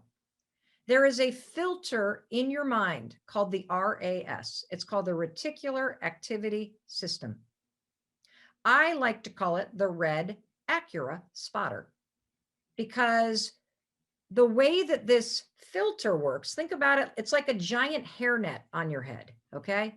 The way that this filter works is that it blocks out things that it thinks is not important to you, and it only lets in 1% of what's going on in the world. And here's the interesting thing. It can be programmed. It's very nimble. If you've ever gone out to buy a car, have you ever noticed that all of a sudden you go into the dealership, you're like, oh, I like that red Acura. And then the next day, what do you see everywhere? You see red Acuras, because your RAS, the hairnet on your brain, the filter that influences absolutely everything that you think and do. By you going to shop for a car, it has gone, oh, ding, ding, ding, hold on. Mel Robbins is interested in red Acuras. Let them in. Let the red Acuras in. And all of a sudden, every red Acura is now getting in through the hairnet in your brain. Okay? So this is good news, because if you decide that that dream that is meant for you is something that you want, you can program that sucker to let in information that is related to it. And suddenly it becomes so easy to spot opportunities and easy to gain momentum and easy to try. Here's the problem. You ready? Your freaking filter is trapped with mental lint. That's right. You want to know what lint stands for? Because I'm a freaking genius. Lint stands for those moments when you lose inspiration due to negative thoughts. Thank you, everybody. I know I'm a genius. You can read all about it this fall. So you've got a filter that could help you make everything happen. But you want to know what? You've got this layer of crap in your brain, just like that dryer vent had a layer of lint in it because nobody had changed the filter. You cannot do a load of laundry, people, without creating lint. And you cannot go through a day in your life without having some sort of negative mental lint build up. You have a lifetime of lint that is clogging the filter in your brain. I know it. I can teach you how to remove it, and it's impacting your willingness to try. And the two forms of lint, there are 5 of them, but I'm going to talk about 2 of them right now. The first one is doubt. And doubt is the kind of moment when you lose inspiration due to the negative thought, it'll never happen for me. You want to know why Mel Robbins has never done a live event? Ever. I've never done any kind of live event on my own. You want to know why? Because I've got negative crap built up from childhood that makes me say, no one will show up. True story. Tell me if you've been to an event in a stadium that I have produced. You haven't, right? Because I too have lint in there. And here's the great thing. Just like that dryer, when you realize you have a filter that needs to be checked, and you've got a filter in your mind that needs to be cleaned every day, once you spot the lint, it's easy to go, oh my God, look at that bullshit. Get that out of here. Come on, Mel, please. Once you clear away the doubt, it will never happen for me. You can go, oh, look at that stupid lint. There it is again. It'll never happen for me. I don't think so. Wipe that stuff away. Now you can use the definition of confidence. I'm willing to try. Whether it happens or not is irrelevant. I got to be willing to try. I haven't lost anybody that I love. So I would not say what I'm about to say if somebody that I loved had died in this pandemic. But I have found the great pause that the last 2 months have forced me to take to be the greatest gift that I have received in the last decade. My kids have been home. I have been off the road. I have been forced to slow down. I have been reminded of what actually matters: your health, your family, your friends, what you're doing to take care of your mind and your body and your spirit, and making sure that you do something with the time that you have that you really, really enjoy. And the other thing that it's really made me stop and think about is making sure that I'm having fun, that my whole life isn't just work. And it's made me really start to think about the fact that I don't want to go back to the life that I was living before the pandemic hit. How many of you feel that way? That this has been a gigantic mental perspective switch reset button that has boom, hits you really hard. I want to know in the comments, what is it that you, with this new perspective that the pandemic has given you, what is it that you want to change in your life coming out of this? I want to start seeing, I see people saying this has been a wake-up call. I see people saying, yes, this has been a huge shift in my perspective. I see Brianna saying, I want to travel less for work. What do you want? Kelly says she's had a mental switch. Kelly, what has this pandemic given you in terms of the gift? Heather's saying, I want to ask myself, what do I really want to do? Kim says, I don't want to go back to the rat race. Brock says, I want to start the year excited about it. I see somebody saying, Larissa says a new business. Megan says, I want more boundaries. Tara says, I want to have more fun. What is it that you want to change, given the gift that this pandemic has given you in terms of shifting your perspective? Dinky says, value my friends and family. Jilla says, take care of my mental health. Spend more time with family. What do you want to change, everybody? Seriously, what do you want to change about your life? Is it a relationship? Is it that you have had the time to take care of yourself in small ways and that's giving you greater control in your life? Do you want to change your job coming out of this? Do you want to launch a business coming out of this?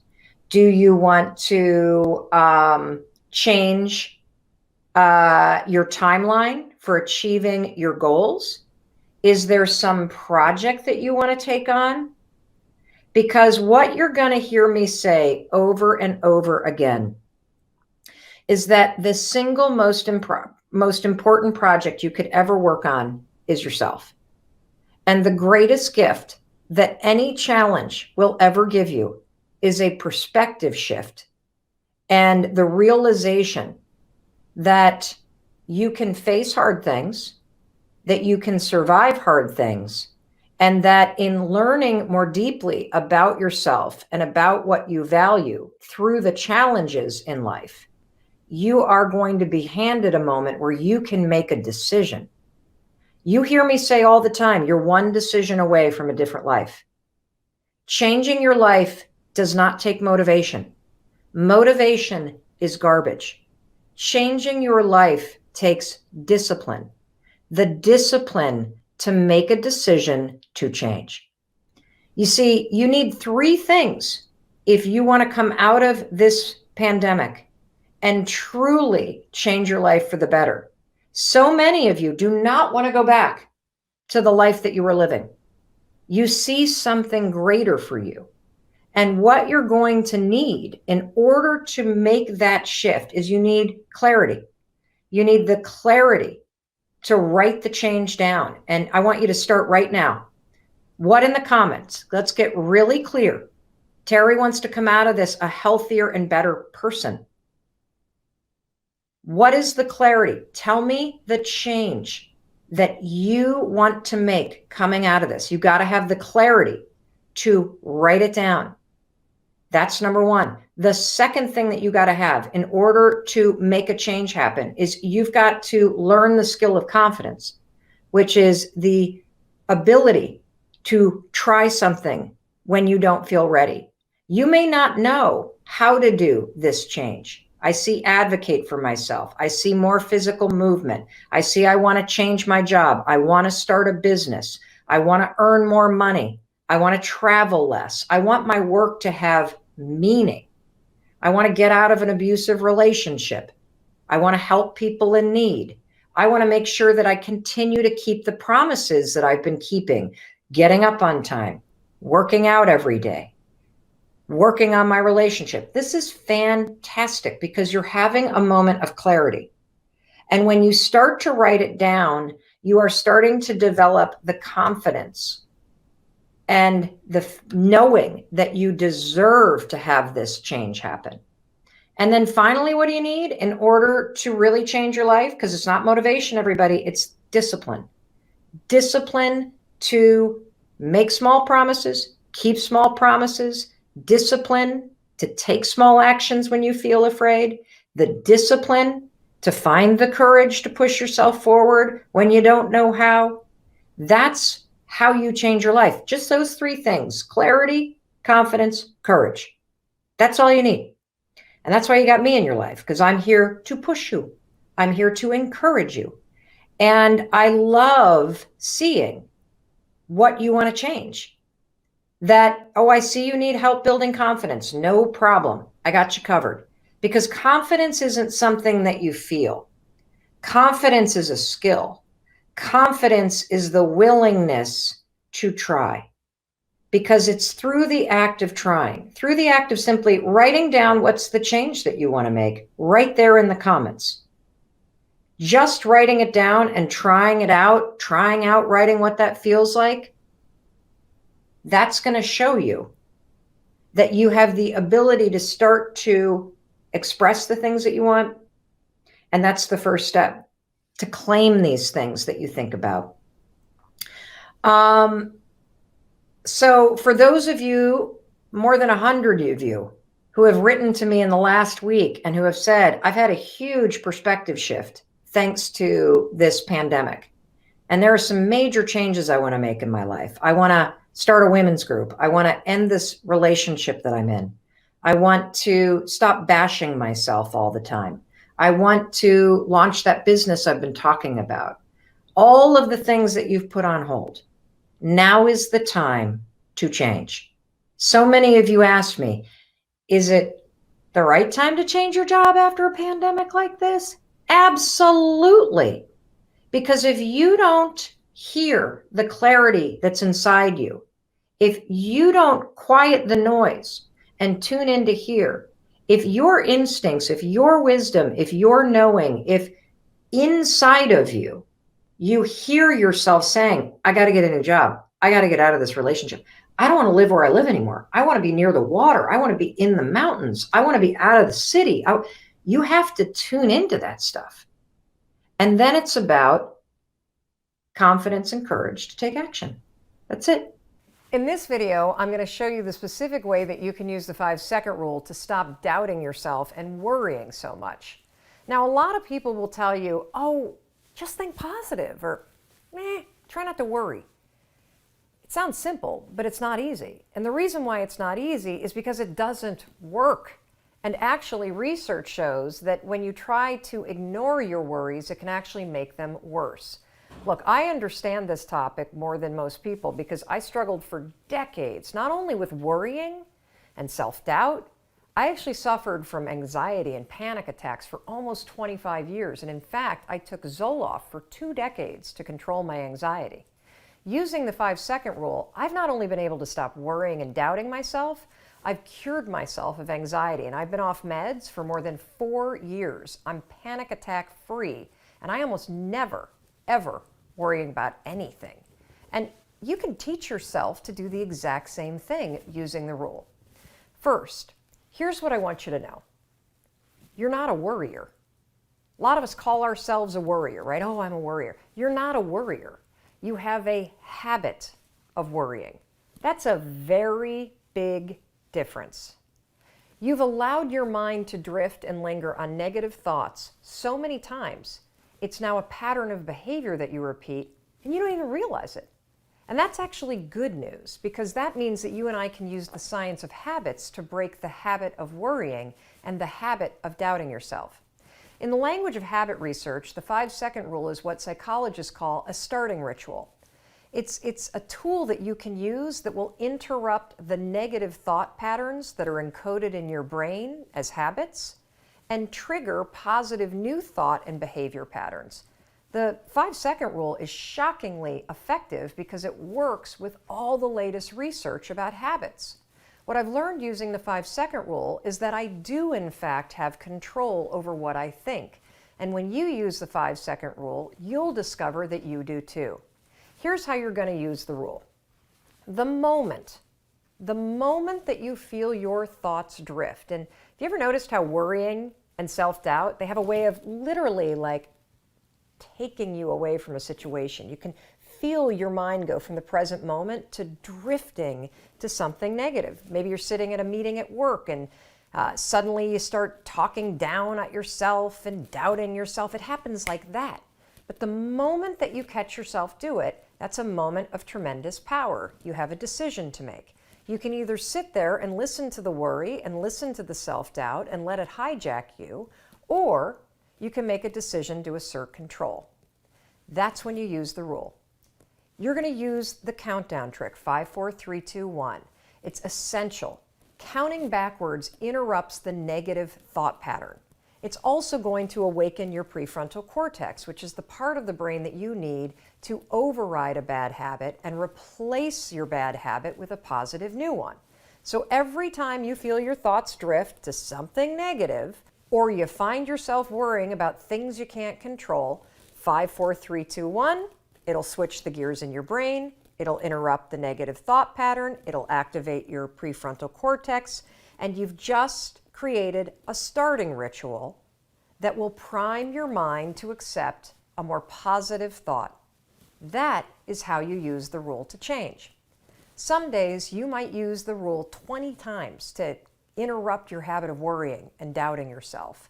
I'm going to share with you a story about how I figured it out, and then I'm going to give you some advice about how you can think about it, and then I want to say a few other things about the fear of disappointing people, because this is, I believe, the single biggest factor for most people that robs them of success. That you use what other people might say or think or be disappointed by as an excuse to not fully be yourself, to not fully go after what you want. And so first let me talk about triggers, because I believe that for most of us, the habit, and I use the word habit because habit just means that it's a pattern. We have a pattern where we fear disappointing people, and then that triggers us to operate in certain ways. That pattern began a very long time ago. And I think it's safe to say that for 99% of us, you can find where it began somewhere in your childhood. And it probably doesn't matter that you find the first, because you probably have 150 examples of being terrified that your dad was going to scream at you, or terrified that your mom was going to get cold and get that tone of voice, or terrified that somebody was going to be upset with you. Because the fear of disappointing people really has more to do about being in trouble with somebody, right? So for me, I know the moment because it was a really defining moment for me, but I didn't remember it until I was 27. What happened is I had a memory being in a group environment during a seminar. Somebody was sharing about being a sexual abuse survivor, and she was talking about her sister. And all of a sudden I had this memory triggered where I remembered being in the 4th grade, and I remember being on a ski trip with my family and a couple other families, and I remembered waking up in the middle of the night with an older kid on top of me. Now, it wasn't a terrifying sexual abuse story. It was more confusing to remember it. He did what he did, and then he got off of me, and I remember my brother was sleeping in the bed next to me in the bunk bed, and I remember thinking in that moment, oh my God, don't make a noise. I don't want this person to hurt Derek. So fast forward to the morning, all the kids leave to ski. I'm kind of like underneath the covers, and I get out, I go downstairs, and as I go down the stairs, I hear my mom talking in the kitchen. And I think, I gotta tell her, I gotta tell her, I gotta tell her, I gotta tell her. So I'm in 4th grade. I round the corner, my mother's there with another mom, and there's the kid. And my mom goes, how'd you sleep? And I said,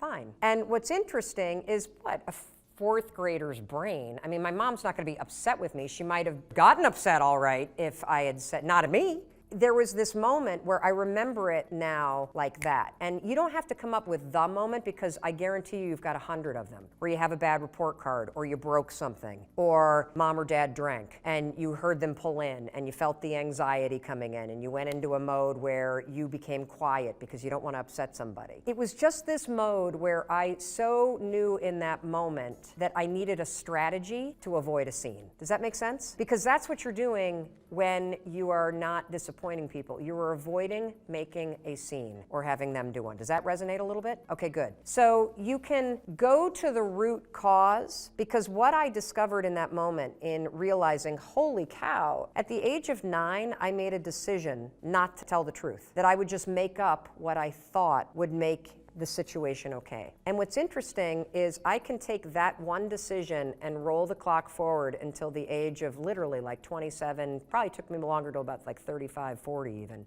to stop lying. The fear of disappointment for me turned me into a liar, and I didn't even realize it because I was so worried about creating a scene or upsetting people or having people judge me that I started lying as a strategy. I invented it as a fourth grader. It didn't work in my life. It made every relationship suck. It made me miserable, but that's what happened. So when you think about your pattern of being afraid of disappointing people, of managing not making a scene, you don't need to find the exact trigger when it began. If you find just one and you understand kind of how old were you and what did you feel and what were you trying to manage, and then for me, what I say to myself is, oh, well, I have a lot of empathy for myself now because I understand why I developed that strategy. And now that I saw that it was a strategy that worked, because lying really worked when I was little, not so much when I was an adult. When I understand it was a strategy, I can now say, oh, well, that's a strategy that worked then. Now that I'm in this chapter of my life, I'm going to pick a different strategy. Does that help?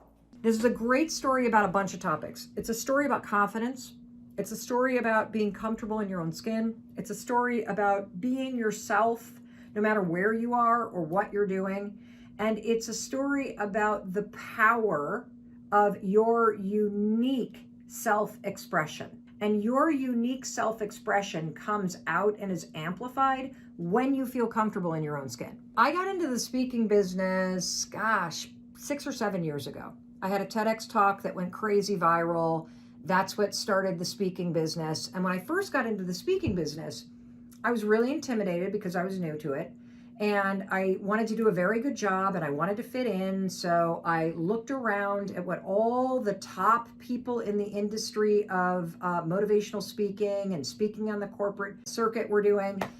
And I noticed that all the women were dressed in heels, wearing pencil skirts or beautiful dresses, the kind of thing that you might see a news anchor wearing, like a nice dress, heels. So I just wore what everybody else was wearing. Didn't even occur to me to wear something else because here I am trying to break into a new industry. So I look at everybody at the top, I copy what they're doing, and I am not comfortable in high heels. Yes, if my husband Chris and I are going out on date night, I can rock them like the best of them. But walking through a convention center in them, standing on a stage for an hour in a pair of heels while you're trying to hold in your stomach because you're being broadcast on a big screen and you're wearing a dress, like it was the least comfortable outfit I could possibly wear, very self-conscious in it. I'm not that graceful in a pair of heels, so I sort of like poo on a stage. But that's what I did for the first couple of years. So I was in Miami. This must have been probably 5 years ago. I was in Miami and I had just gotten off stage, take off the heels, take off the dress, put on a pair of jeans and a t-shirt. I got like an hour to kill before I have to leave for the airport. I'm going to fly to Vegas because I've got a speech in Vegas the next morning. So I'm walking down Collins Ave in South Beach in Miami. And I walk past this store. Unfortunately, it's not there anymore. I loved this store. And there in the window were the most amazing high-top sneakers I had ever seen in my entire life. I was like a moth to the flame. Let me show you these bad boys because these are the originals. This right here, notice the gold shimmery sparkle and the confident blaze orange. I didn't own anything like this. I'd never seen anything like this. I immediately thought, whoa, this I bet is what like a Justin Bieber kind of wears. I mean, these are insanely cool. I went inside and they were pretty expensive. I'd never spent that kind of money. I wasn't a sneakerhead yet. But I thought, hey, I spend that kind of money on a pair of nice heels, so why not treat myself to a pair of sneakers, okay? So I get back to the hotel, I pack up, I hop the flight, I get to Vegas. Now, I wake up the next morning and I have a tech check, which is where you rehearse the speech and go through like all the technology rehearsals before the event starting. My tech check is at 7:30, the doors to the event open at 8, and I'm on stage at 8:30. And I had a red dress, my heels, or so I thought. So I crack open, that's what I was planning on wearing. I crack open the suitcase, there are no heels. I have left the heels in the hotel room back in Miami. All I have are the Birkenstocks that I wore on the plane and I wore out in Vegas last night, and my new Justin Bieber high top sneakers. And I have exactly 15 minutes to get to the tech rehearsal and nothing else is open.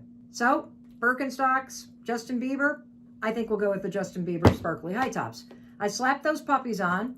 I walked from my hotel room all the way through the casino floor, past all the restaurants and the shops, to the convention center, which you know is like a 2-mile walk. I was so happy to be not only in my red dress, but more importantly, in my Justin Bieber sneakers, because it was super comfortable to walk there that way.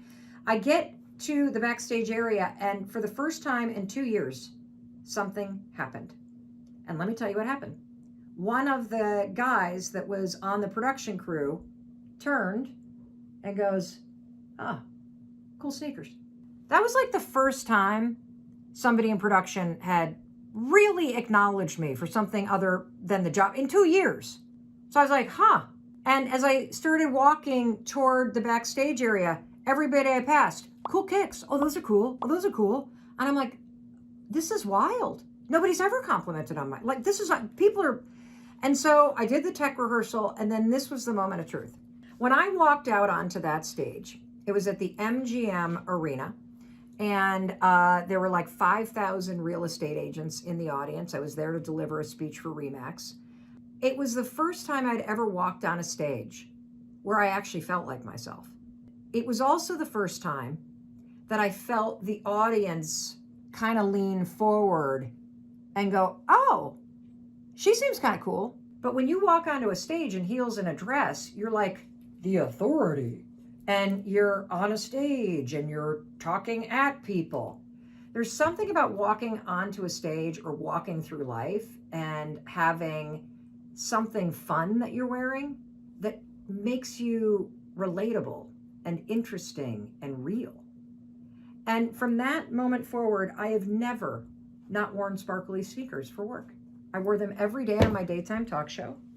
I'm embarrassed to tell you that I probably have 20 pairs of these. I love, this is my favorite, these are my favorite, well, these are my favorite because these are the originals, but I would say these are my second favorite because I like the low top and I love the blue. I love these, which have a big silver kind of thing. These are super comfortable.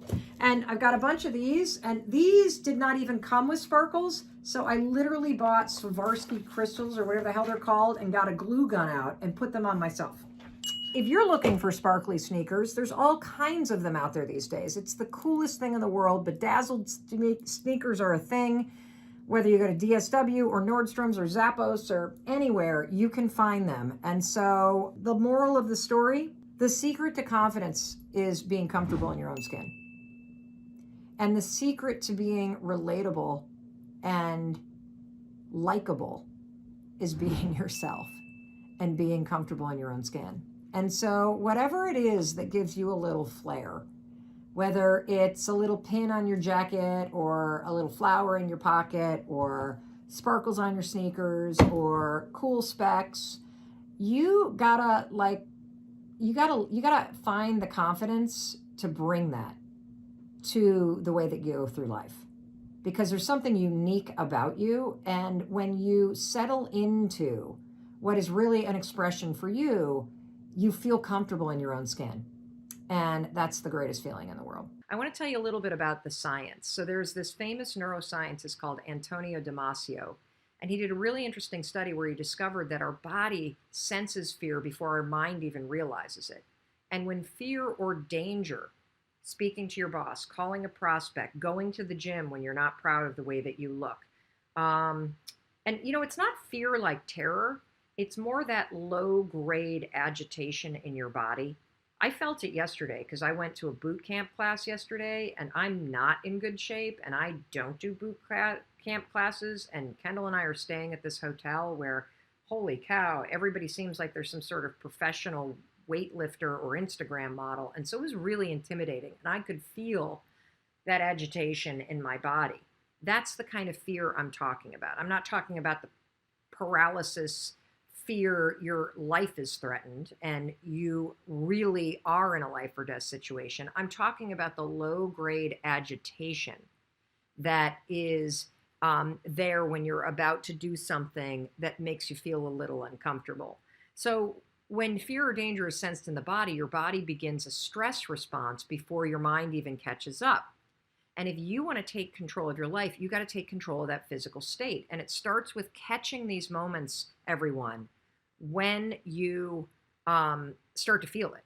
Okay. And so for some of you, it may be a pit in the stomach. For some of you, it may be tightening in the chest. For Heather, who was one of the people I coached in Take Control, it was this massive wave of heat that went into her chest, tightness, a rash, and then she could start to feel that she was crying. You need to understand, how do you react to situations that make you nervous? Write it in the comments. Write it in the comments. Is it a tightness in your stomach? Is it a tightness in your chest? Is it a deep, tense breathing? Is it a rash? Do your thoughts race? What is it that happens to you when you think about going in and talking to your boss about a raise? What is it that happens to you when you think about picking up the phone and calling a prospect in your business? Here's tightness in the chest, crying, shallow breathing. The heat wave comes on. My thoughts start to race. My tummy gets upset. Excellent, excellent. These are all physiological responses of your body getting in a state where it's about to pay attention. It doesn't mean that anything's going to go wrong. The problem is when you feel that chest, sweat, stomach drop, the shutting down, the nervous belly, when you feel that, you immediately assume something is wrong, and you have trained yourself to do one of two things: shut up or don't show up. That's it. That's it. And what we want you to do is, I want you, when that happens, what I want you to do is go, oh, here's my body. Here's my body sensing something. Just call it out for what it is. And then I want you to slow your body down. I want you to take, and look, here's Ro the realtor. I used the 5-second rule to ask for a better commission split, and I got it. Good. Because here's the other interesting piece of science. You know that wave that you feel, or your tongue gets numb, or you get tightness in your cheeks, or you freeze? You know when that happens? Based on the science, there is only a 90-second chemical release in your body. It's called the 90-second rule.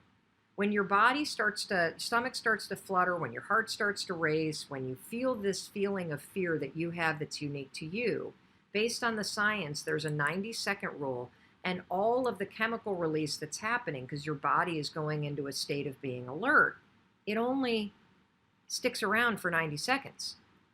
As long as you don't let your thoughts race. If your thoughts start to race, you'll start to agitate the situation. You know, I have this saying about confidence that I've only recently kind of stumbled into as I've been digging into more research around the science of confidence and the skill of confidence. Because a lot of people think that confidence is a personality trait. It's not.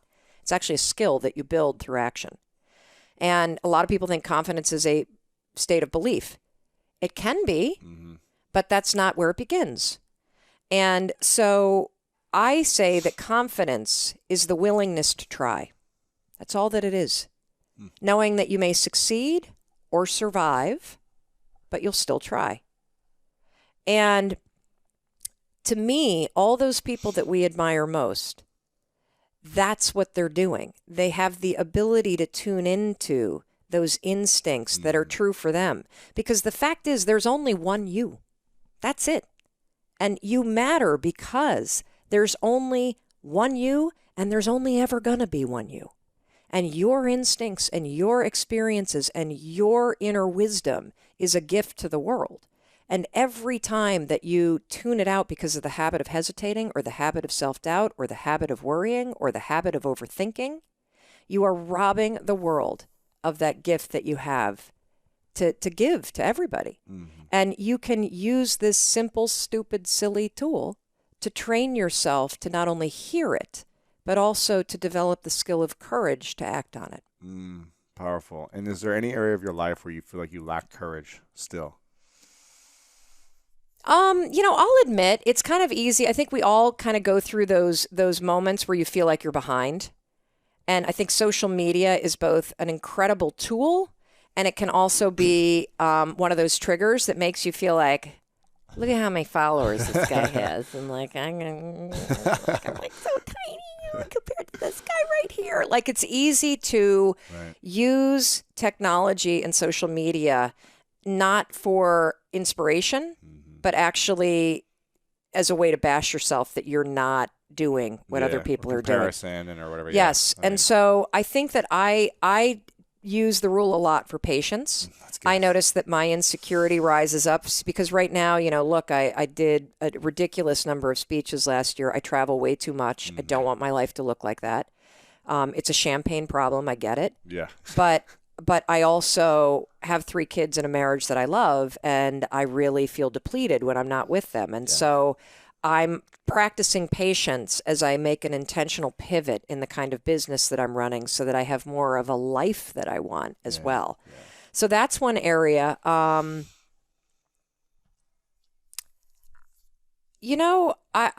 don't feel insecure as much as, the term deliberate practice, right? Mm-hmm. And the 5-hour rule where deliberate practice, is that from the Talent Code? Well, the deliberate practice is actually a psychological principle. I think it was in a book called The Talent Code, but yeah. Oh, yeah? Okay. Yeah. Well, it's a psychological principle that, the 10,000-hour rule. I mean, deliberate practice is in yes. sports. Yeah, so deliberate practice is this idea that, you could do 10,000 hours at anything and become an expert at it, but the way to do it faster is to do deliberate practice, which means you're practicing with the intention of improving, and there's a feedback loop. Yeah. So you do 2,000 hours as opposed to 10,000. Correct. Right. Like, for example, if you want to become an expert at guitar, learn scales. Don't just sit there for 10,000 hours and play the same song. Right. If you learn scales, you get the finger dexterity and the muscle memory and the neural pathway development. By the way. Yes, so I saw your guitar over there. So hard. I saw your guitar. I always wanted to play guitar, but instead I forced my 3 children to learn. That's good. You can just enjoy it. You just watch them. Exactly. My brother's, the #1 jazz violinist in the world. What? Yeah. And so I grew up watching the most incredible, Now, is he built like you, too? He used to be even, more jacked. They used to call him the Incredible Hulk of violin because he was just wow, snap the thing in half as he would. He it? would, slam it like Jimi Hendrix style, yeah. But now he's leaned up a bunch, actually. And so he's incredible. So I used to just be all awestruck by his gifts. And it was unbelievable, his skill. And so I learned guitar. I taught myself when I was 18 just because I was like, I have to know something, in terms That's of pretty music. Cool. I can barely, I'm like a hack, but, at least I can do something. Yeah. So, yeah. So I'm kind of in this mode of improving myself. And I'll give you one more thing that I'm working on. So I kind of think about my life and my work in 3 buckets. So we got this bucket here, we got this bucket, and we got this bucket. And so when you think about your business or you think about your passion or you think about work, I think about, okay, what do I need to do in terms of how much time and what actions do I need to take in order to develop the skills so that I can perform the work? Mm-hmm. So there's the deliberate practice that goes into practicing your skill and your mastery. And your competency mastery, so that when it comes time to actually deliver the work, whether that's selling or standing on a stage or writing a book or talking to people or selling real estate or whatever it is that may be your passion, deliver. This is the one I neglected last year. This bucket is, what are you doing to personally develop yourself so that you are the most capable, fulfilled, and satisfied human being, so that when you show up to do your competency and your skills and the delivery, that you as the human being are able to do that. Yeah. And so I've been spending a lot more time consuming content, reading books, watching, your incredible show, and learning from other people. And I think that one of the traps that we entrepreneurs get into is I was feeling last year anyway, like I was on a treadmill, and when I wasn't looking, somebody was coming by and turning up the speed. Sure. And I was only in this alley. And increasing the hills, whatever. Yes. And so, and if you're my age, you need like a diaper when somebody does that. And you're on a treadmill and a leash to keep you attached to it. Exactly. So I've been focusing a lot on this, and it's been interesting because you and I were talking earlier too about you going to India and some of the stuff that you learned in terms of the different states to be in. And I use one where I pay attention to where I'm feeling depleted versus where I'm energized. And here's the thing. You can be doing things that are really hard that energize you. You can be doing things that are really scary that energize you. The same is true with things that deplete you. There are things in your life that are really easy for you. There are people that you hang out with, by the way, that you've been hanging out with for years, but they deplete you. And so I've been starting to become more deliberate about how I distance myself from things that deplete me and how I spend more time and energy either doing or pushing myself to do those things that actually energize me. And this gets back to your message around passion, right? And that, you know, the art and the skill of building a life that is guided by the things that you're passionate about. Yeah. Anxiety always begins with a worry. Always. It begins with a thought that is triggered by something. So if you suffer from anxiety, you wake up in the morning and your mind spins, you lay in bed at night and your mind spins, you walk into work and you feel anxious in your body. Interestingly, another major trigger is being home or going home and that moment right before your partner walks in the door. If you feel anxious when your partner's about to walk in or you're about to walk into your own home, that is a major signal that you are in the wrong relationship, that there is something incredibly off and you either need to get into counseling, but that is one that we hear a lot about. Wow. Because you're walking into a situation that feels uncertain. Yeah. A lot of people, by the way, had parents that were abusive or parents that were yellers. So they also are experiencing ghosts from the childhood of it's 5 o'clock, dad's about to come home and pour a drink and everybody's on edge. Yeah. So write down the triggers, okay? Because having kind of the triggers ahead of time will help you come up with a plan for how you're going to catch yourself when your mind defaults to the automatic ways that it thinks. Then what I want you to write down next to the trigger is what exactly are you worried about? So having the trigger and then what do I worry about? I worry that my boss is going to yell. I worry that my partner's going to yell. I worry that I'm going to get in trouble. I worry that, my friends are going to laugh at me. I worry that I'm going to be whatever the it may be. Then what you're going to do is you're going to write down what I call an anchor thought. An anchor thought is something that weighs you down and it makes you excited. And so here's how the strategy works with the 5-second rule. The next time you're in a situation, and let's just use the example of pulling into your own driveway or your own apartment, and maybe you've got issues with your boyfriend or girlfriend or your roommate, and that makes you unsettled. The second you pull in and you feel the trigger, you're going to go 5, 4, 3, 2, 1, because I want to interrupt your mind from going into the I don't like what if I, and then you're going to drop in the anchor thought of the last time that you and your roommate really got along well, or the last time that you stood up for yourself and it went fine. And Or your puppy. Yeah, or a puppy or whatever. And you're going to say, I'm so excited to deal with this. Yeah. And then you're going to get out of your car, even though your body is going to feel a little unsettled and your mind's going to race. Go 5, 4, 3, 2, 1. If you start to be like, but what? And then walk in the door. And what I'm teaching you to do is to not let your mind hijack you. Right. And it's very important because there's a very tight nexus between your habit of worrying and spiraling your thoughts and the way your body starts to amp up. And so we want to settle your mind so we don't agitate your body. You got it? Yeah. And so if you start to practice that over and over and over and over and over and over and over again, and for you 18-year-olds that are watching this, use this with the nerves that you have about what you're going to do with your life. Use this when you catch yourself worrying about college applications, because worrying about the applications won't get them done. Worrying about what your friends are doing won't make it happen. Worrying about what you're going to be doing when you're 25 or how you're going to make money, it's not going to help you make money right now. It's only going to make you miserable. Right. So 5, 4, 3, 2, 1, cut off that habit. Yeah. That'll stabilize your body, and then go to a vision of you at the age of 25, driving a car that you think is cool and hanging out with a friend that's cool and saying to yourself, I'm so excited because I know I'm going to figure it out. Because you don't need to worry about that right now. Yeah. But it becomes a habit that destroys your year this year. Hey, it's Mel. Thank you so much for checking this video out. And if you like this one, I have a feeling you're going to like this one too. I'll see you there.